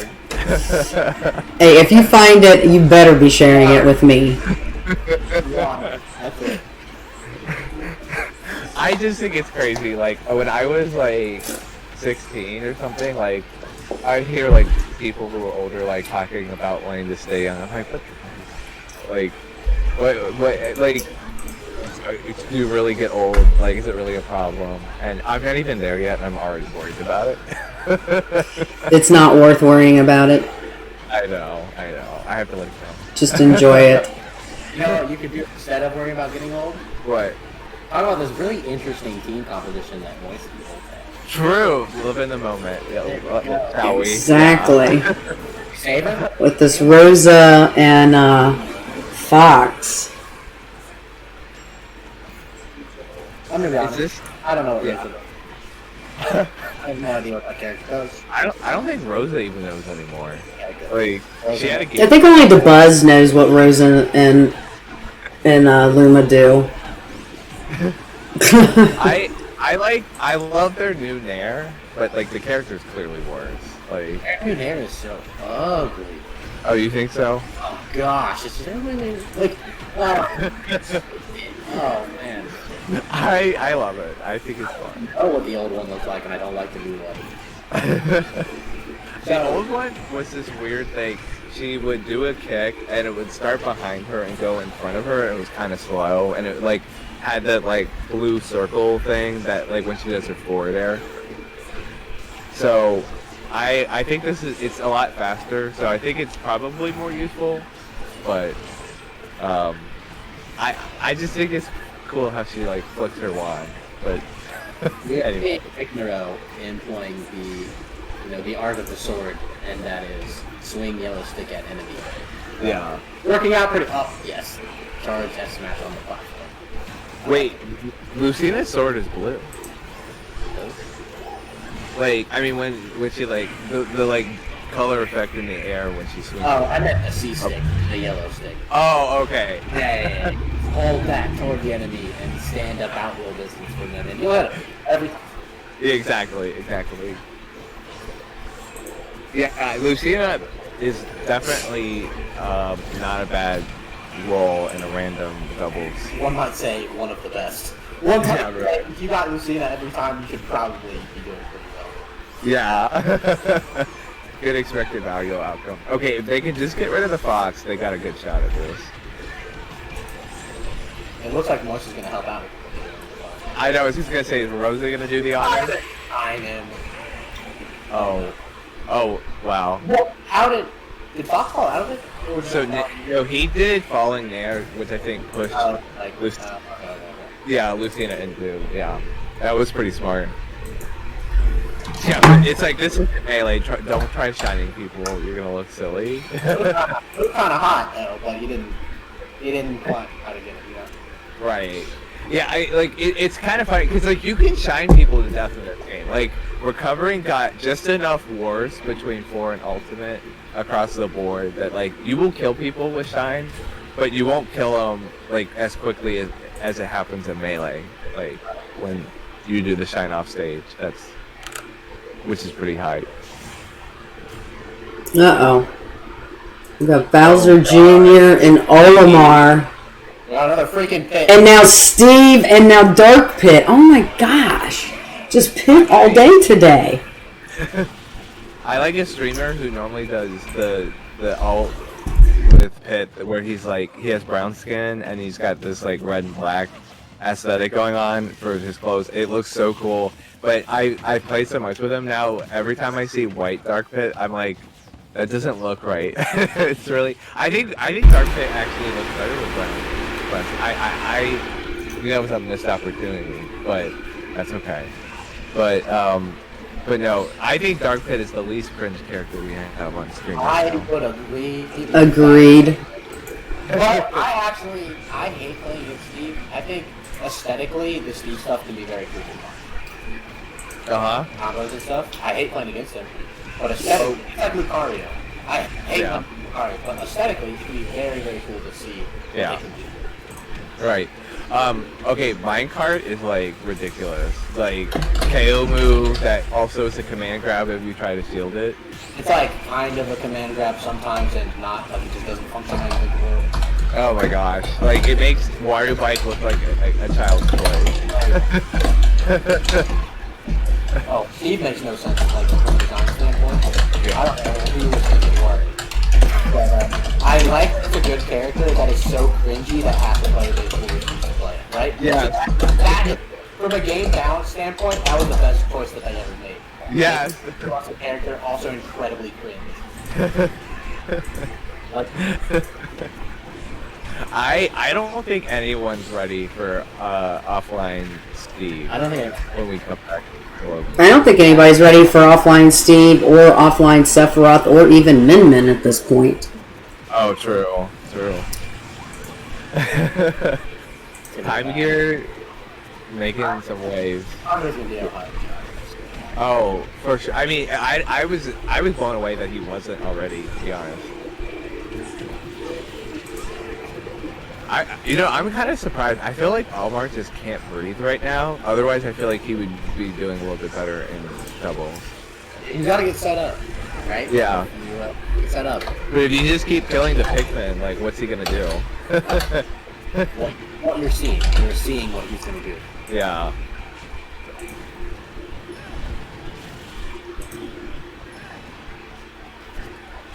You're a best of 5 territory, right? Yes, we are. Yes, sir. Like an hour ago when I first got on Twitch, and I was like, "Oh, they're at winter finals. They're almost done." I had no idea how many loser sets you guys had left to go. We got where are we at? Losers final now, and then grand final, and we are done. That's funny. We are trying to stream every stop of the tournament. No stop left unstreamed. So, when you're in Alabama, are you gonna still be doing DragonSquad stuff? Yeah, but it's gonna be. Oh, he absolutely will be. I don't know what if he answered that any other way. You're fired. No, I'm just kidding. When I am settled in Alabama, we have shifted to entirely offline. That is the goal. Yep, that is. I'm gonna run the Hades stuff from down there too, and that is a very good source of our current fan base viewership content. Yeah. So that is Well, I remember watching the first Hyper Delivery. You guys got followers, you got subscribers, you guys peaked at 102 viewers. That was insane. that was great. That was a good one. Oh yeah. Yes, it was. Have you gotten close to 102 yet? We had 89 to I think it was between 89 and 95 on the second one. Yeah, that's good. Yeah, it'll be good, and we're gonna have more because there's an additional day. Alright, Ricknaro and Vizard able to make the Bowser Jr. and Olimar work from them to bring this to 1-1 in this loser's final best of 5. That's funny. Yeah, Mom said, I bet you did not expect the Hades to be that successful. Obviously, Timbo knows how to run something, but I mean, that was incredible. Oh, I had no idea how, much there was in that community. You know what I mean? Right. I mean, it was just crazy. I told Momsa that it helps that a majority of the Hades community, and by that I mean everyone except for maybe 4 or 5 winners, are all of them. Yeah. Yeah, I don't know if I'd ever get into actually playing Hades. I've watched you stream a bunch. It was so funny watching you stream and seeing how the game was played at that level, and then watching Fritos play for the first time. And then watch Fritos try to play. Yeah, I was like, oh wow, this is so different. It was very, very hard. Yeah. You have to really accrue all those power ups before you can really focus on getting the fastest time. But I love the character design from Hades more than anything else. It helps with the time, you know? Oh yeah, Zagreus, we love the Zagreus titty that's always out. Dionysus is also amazing, and then who could forget Aphrodite? Yeah, all the character designs are really, really good. Oh, You know what is better though than good Hades character design? Talking about bad Smash character design. Right now, we have probably Four-way tie for the worst designed characters in all. You know what? That actually, not only was that a great segue, but that's actually like true. Like, that's the funniest thing about this. We have a character who is best played when he never stops pressing buttons. One that literally pops up. One who has an amazing terrible movement option, so it's just not playable. And one with an option that literally beats every single approach option except for double jump.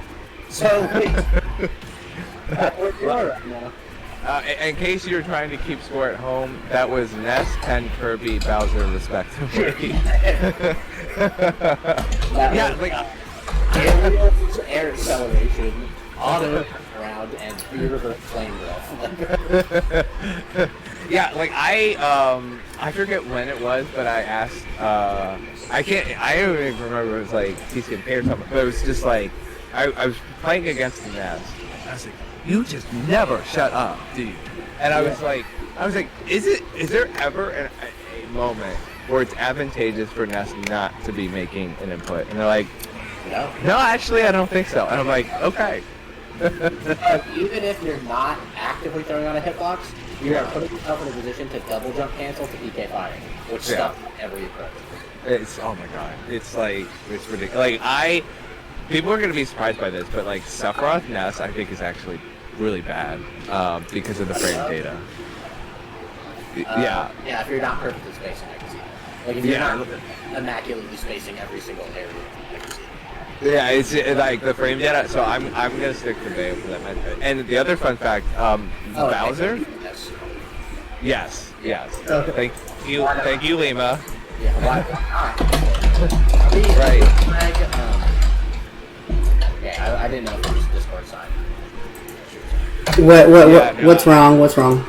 Oh no, I think it's just Discord. I think. Yeah, but no. The other fun fact, Bowser Flame Breath actually isn't like enough that if you decide to author slash as Sephiroth to recover, and you won't snap blows, of course, it will actually wind box blow you off. Yeah. And you will not live. It's crazy. It is up there with where it's designed. Well, it's a. Let's get him off there. Get him off the screen.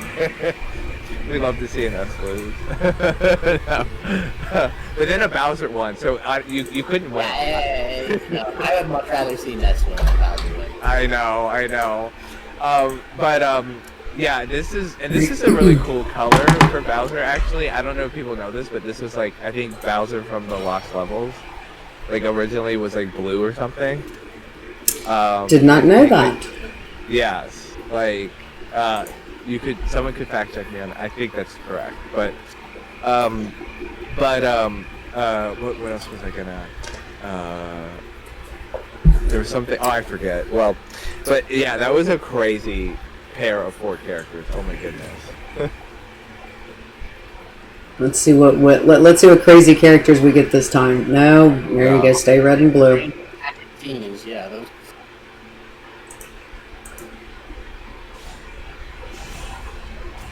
Uh-oh. Here we go with the Greninja showing up again. Pithra. The best character in the game is on the screen. Let's go. Okay. I'm going to be very biased. Oh, wait, no, it's not. Haven't seen Ensign or Corrin yet. But we have seen the Pithra in Greninja. You know what's... You won't see a lot of You know what's funny about having Pithra and Corrin on the same screen is that I don't know if you guys saw this tweet, but I thought it was funny. They're like, well, now that Pithra's out, the last 4 Corrin mains can play a viable character. That's great. You're still playing Corrin, can now play with I thought that was so funny. I think Corrin's actually pretty good. Just a shadow of the form himself. Oh yeah. Yeah. I think if a top player picked up Corrin and actually tried to play Corrin, that we'd see a lot. Oh yeah, absolutely. Yeah, and I mean that's like there was a tweet by Time Gear the other day. He asked people why they thought Joker was the #1 character, and I know the answer. The answer is because MKLeo plays it. Yeah, exactly. Like MKLeo played Violet, and people start going, "Wait, is that a top? No, quiet." Yeah. No, it is not a top tier because MK Leo is playing Byleth. Like, even though he's really good and was able to totally own Meister with Byleth, that does not all of a sudden make Byleth a better character. That's a Meister matchup. Right. Leo beating up his friend. Right. I loved it though because Meister, obviously, as you guys know, a good friend of mine. It was so cool to see him get third at Big House 9 in Detroit, and then we come back to Detroit for one last major before COVID, and he gets second at Frostbite 2020. But the funny thing about that was like it was like, oh wow, dude, you got second, but like that performance against MKLeo made it look like, yeah, there's a big gap between you and like MKLeo. Like, MKLeo's so good, and he's so humble. It's amazing. Yeah, he really is. Yeah. Well, they both are, to be honest. Having met both of them myself. Yes. Oh yeah. I wouldn't be friends with Enrique or Meister if he wasn't a good Joe. He's a great Joe. So, what was that? What did you say? Joe, like, you know, a good Joe, like that's like a welcome to the Midwest. How may I help you? No, I know. Volt's able to hold on to this ensign for a little while here now, as well as Pyra. yeah, this Pyra is held on. Mithra? I have heard that. Yeah, I think some people don't know that, but it's true. Pyra is heavier. I just assumed it because she moves slower, that was going to be the case. They're still not able to get rid of Volt's ensign, and Volt's is able to get rid of the Pyra. Oh my goodness. Yeah. Oh, there it is finally. Alright, okay. Not impossible for Volts and Moist here. Yeah, this is the way Volt is playing. I think is really interesting because, like, he's taking advantage of revenge when he can, especially on those sword throws by Pyra. Oh no, because Ensign has such a crappy recovery. Oh, that's unfortunate for Volt. The other cool thing about the way he was playing the character was like he was shielding and then like doing his standard special outside of it, which I think is smart because of it's a hard move to contest and it's pretty powerful. But yeah, I think if he had made that recovery back, the game might not have ended that way. I think you're right. So, all right, with that, Rignaro and Vizard are going to take at 3-1 over Moist and Volt. That's going to put them in third. So they're going to go up into grand finals and face Steven and Pointy. What is it? Pointy Stick. Interesting gamer tag. Yeah. So they are coming from the loser's side. Yes, that's going to be grands. Yeah, I might actually need to take off the touch if you all can take care of the grand final. Sure. Sure. Alright. Yeah, I'm sorry. It came up. We have some interesting developments. Oh boy. Uh-oh. I hope it's okay. Yeah, I will see you all. Good luck to everyone in grand final. I'll be sure to check in. Timbo, before you leave, hit me up. I'd love to have a offline chat. Yeah. If by offline chat, I mean off of the stream. Yeah. All right. All right. Well, good luck with that. Yes. Good luck with that, and thanks for being around, Timbo. Appreciate it. No problem. Have a good night. Bye. Bye. All right, so let's hope that Pointy Stick and Steven are around, have been at least listening to the stream. I don't know if they are.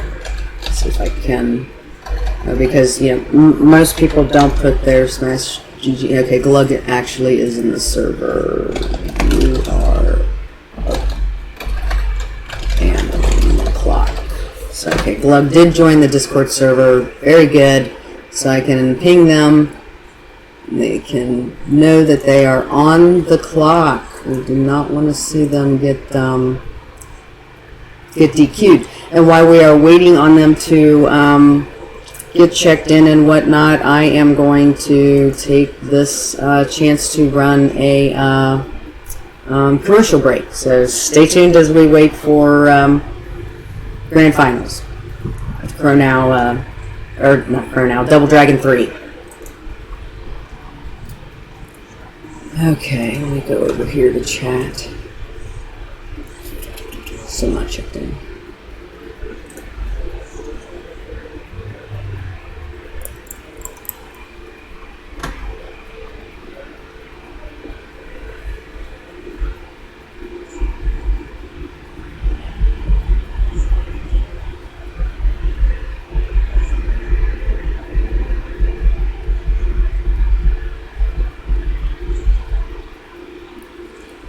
How long is the ad break? 1 minute. Okay, I'll be right back. I'm gonna go get some water. Yep. Are we doing well on commentary, or I know we were a little off topic? Yeah, no, it's all good. I picked up the vibe that we were kind of having a chill, casual sort of. Absolutely. Okay. Because you know I can be super on topic, so I thought it was okay. We sort of unbuttoned the pants, so to speak, a little. Sure. The belt buckle or whatever the phrase is. All right, I'll be right back. All right. Okay, so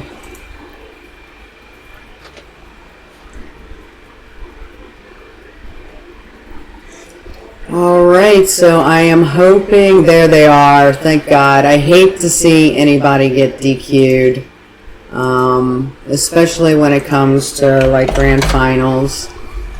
So Steven and Pointy Stick checked in.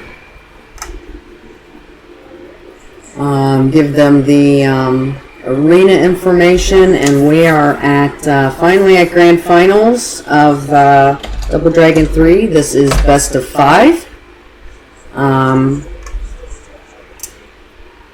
Could be best of 10, depending on if Rick Naro and Vizard maybe reset the bracket. That remains to be seen. They've been playing pretty solid throughout this whole tournament. So we will see what happens. Good luck, have fun to all the remaining teams.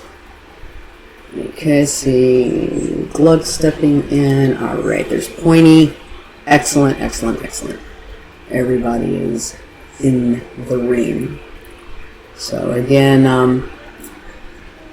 Steven and Pointy, they are actually who knocked Rick Naro and Vizard down to loser side of the bracket. They faced each other in winners finals, so this is basically a rematch of winners finals between these teams.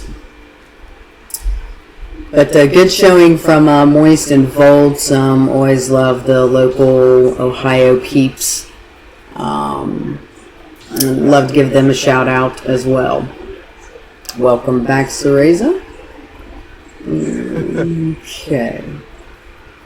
Oh boy, are we finally closing in on? I'm trying to. Oh wait, this is grand finals? Yes, this is grand finals. Oh my goodness. And this is basically a rematch of winners finals, I was saying, because it was actually Steven and Pointy knocked Rick Naro and Vizard down into losers. Wow. So and this is and now they are meeting for the rematch here in grand finals. Oh my goodness. So that's kind of neat. It is, yeah. And it looks like we got some interesting teams right now with Diddy and Palu. That looks like a strong combination, but Ice Climbers, to me, I'm keeping my mind open on them because they can always be pretty interesting in a double scenario. I agree, and it's the first time we've seen Icy's show up in this all random tournament, as well as Link. That's funny. First time we've seen Link. Mm-hmm. So Diddy's been showing up, and Paulo has shown up. I think one other time early on. Yeah. So. Yeah. Yeah, my money I think would be on Diddy. That's a pretty strong team in general. So they're just really two good characters. But Icy's, that's like a wild card to me. So. Yeah, I think it just depends on if how well the person knows how to play him, right? Exactly. That's the other factor. That's what makes it so interesting that they're not their mains. So there's not this level of expectation that they're going to play a certain way. Which you get to say some really interesting things sometimes because people take a different perspective. Like, look at this. This DiddyCon keeps like saying, I'm going to use this up B and try to blow people up, right?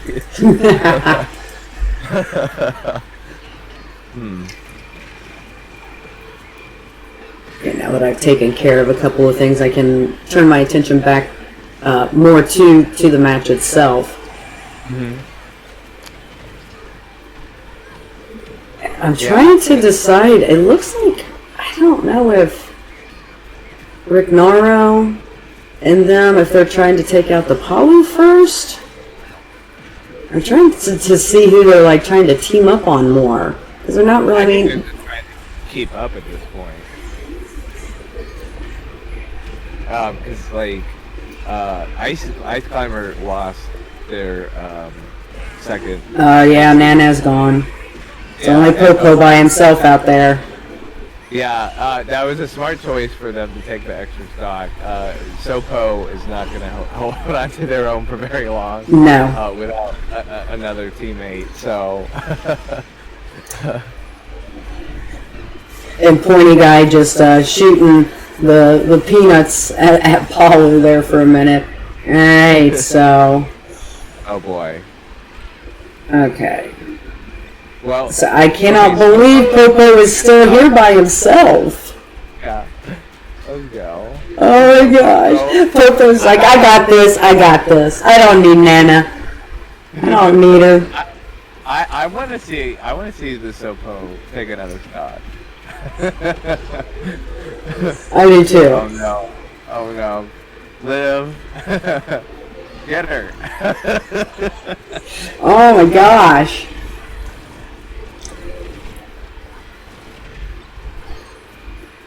Oh my gosh. Well,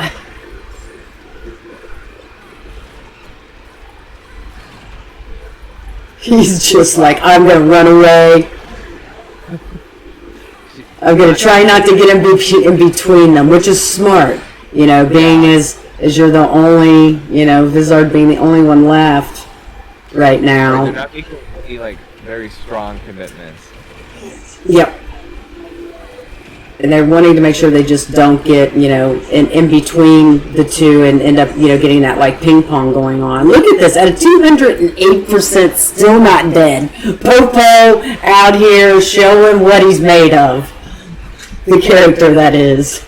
That is insane. Living at 220 at this rate. Oh my gosh. Okay, this is a legendary performance. This has to go like on like a top 10 like clip of the week thing. Like, look at this. This is crazy. Oh my gosh.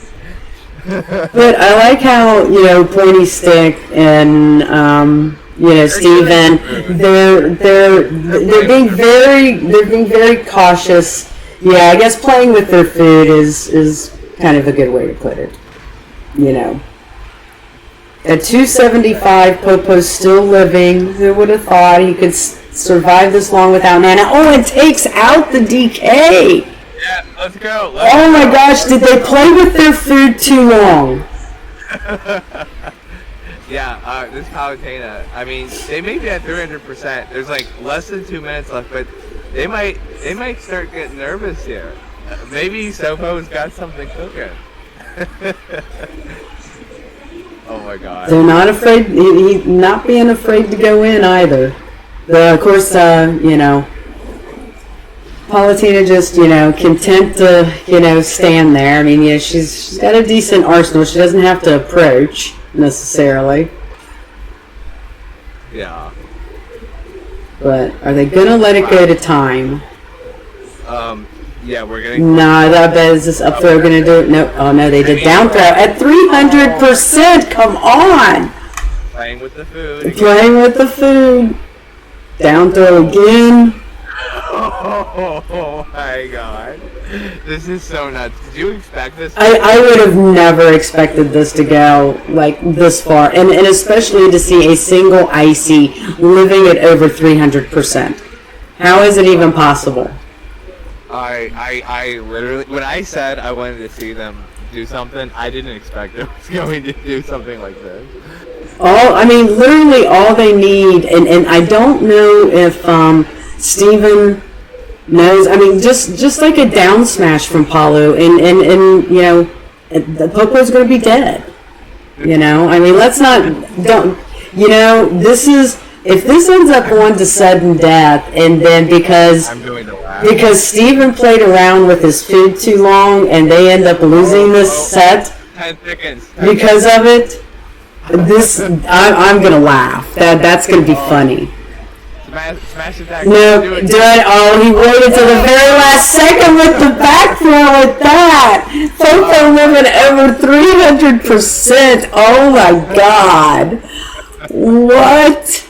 That was hilarious. Oh my goodness. Oh my gosh. Wow.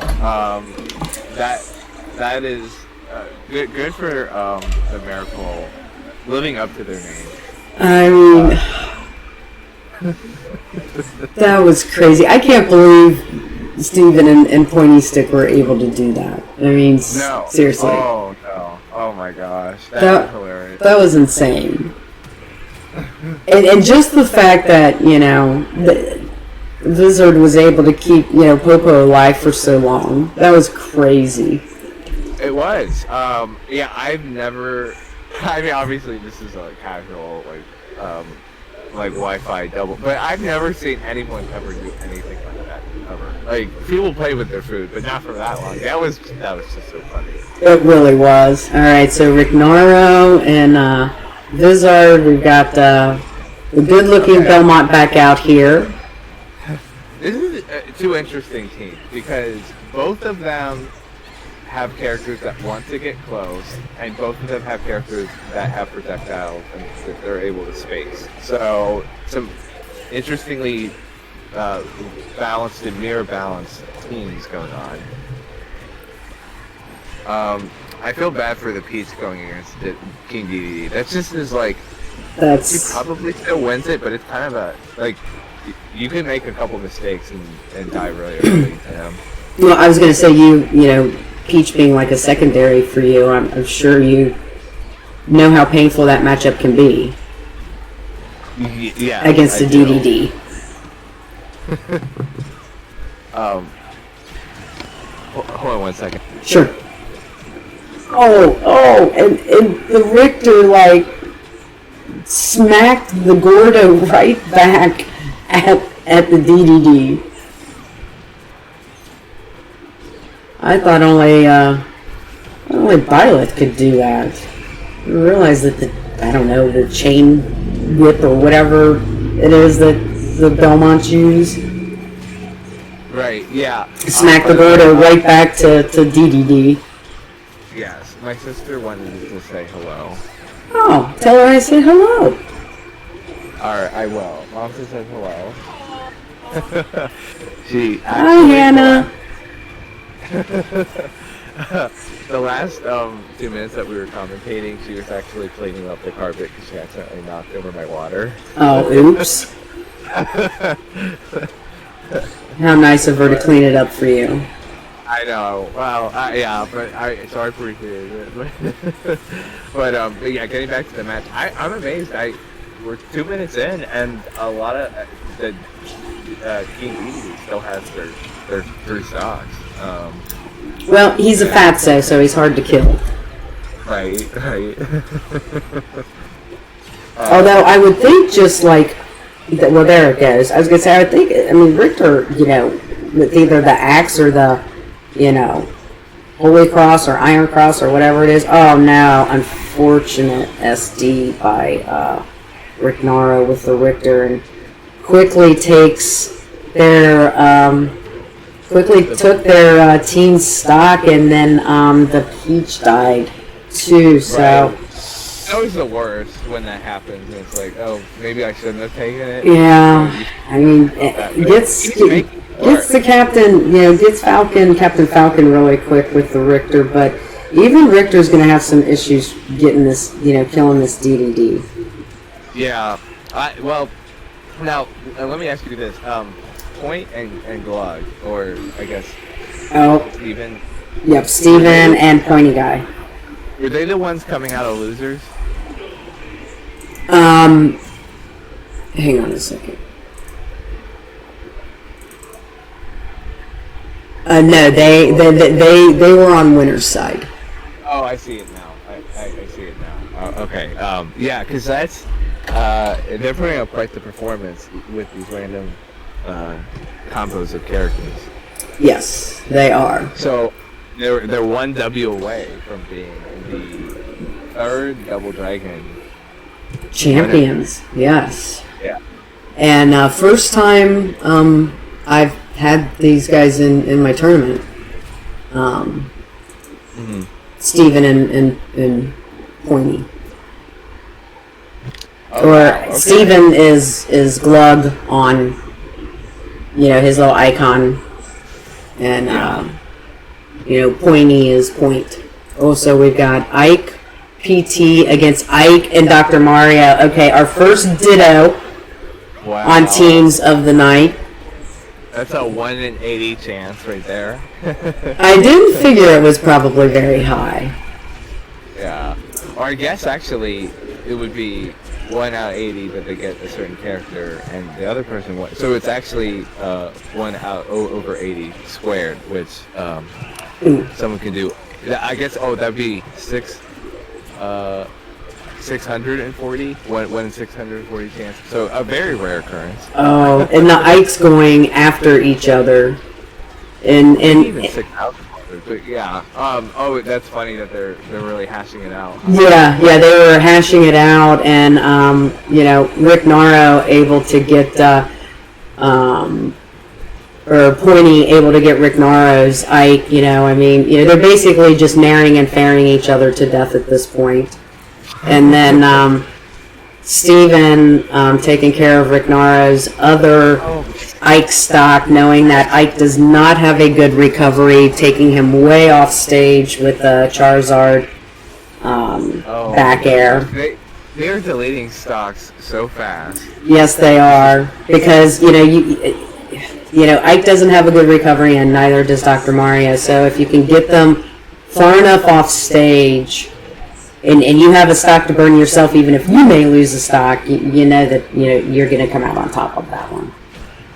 Yeah, this is in such stark contrast to the first game of this set. And Rick Naro. Oh, Rick Naro did the unfortunate air dodged away from the stage instead of towards the stage, and then again, just Ike with that bad recovery, not able to make it back. So it's left up to Vizard with Doc Mario, but Pointy knowing he had a stock and could burn that one with the Aether off stage, and that means that Steven and Pointy Stick are the winners of Double Dragon 3 with a 3-0 best of 5 and grand finals, doing it all from winner's side. So congratulations, Steven and Pointy.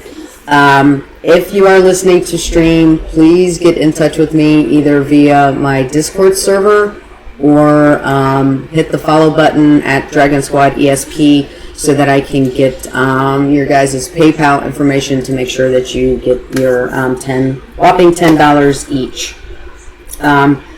With that being right. With that being said, thank you, everyone that signed up and participated. Cereza, thank you for stepping in at the last minute helps commentate since it was an oddity. Typically, Dragon Squad, I always have at least 2 commentators that sign up, but with it being Sundays, I think people have other things that they want to do on the weekends, especially when it's nice. So I appreciate you. Yeah, and I appreciate you stepping in at the last minute and helping us commentate. Thanks for having me. You're welcome. Just a couple of announcements. Be on the lookout. I will have Corona 17's Smash GG page up by noon tomorrow. Be sure you're following us on Twitter. That's pretty much where I tweet everything out of. What else? Hyper Delivery 3, didn't talk about that a whole lot, but we do have qualifying weekend coming up. And it is a qualifying weekend, not just the 24 hours like we've done with our past Hyper Deliveries. So, starting noon, May 14th, ending at noon, May 16th, you have 24 hours within that, weekend period to get your qualifying runs turned in. Again, all this information can be found on our Twitter page, so if you want to stay in the know about what Dragon Squad's doing, or we still endure this last little bit of online gameplay that we have to do, be sure that you follow us on Twitter at DragonSquad ESP. Also, Open Arena, I believe this Friday. I think I'm going to do it. Not 100% on that one, so don't hold me to it, people, but typically 8 p.m. Eastern Time, Dragon Squad does the Open Arena because it is a safer way to get together and play friendlies and hang out and have fun with each other. So I think I'm going to do it. Again, don't hold me to it. With my son just getting back from New York yesterday, may do something with him over the weekend. So again, but you can find it all on our Twitter page. That'll do it for us today. Thank you everybody that tuned into the stream. Really appreciate your support. Again, Cereza, thank you for stepping in at the last minute and helping commentate this. And I hope you all have a great week. Take care, everybody. Bye.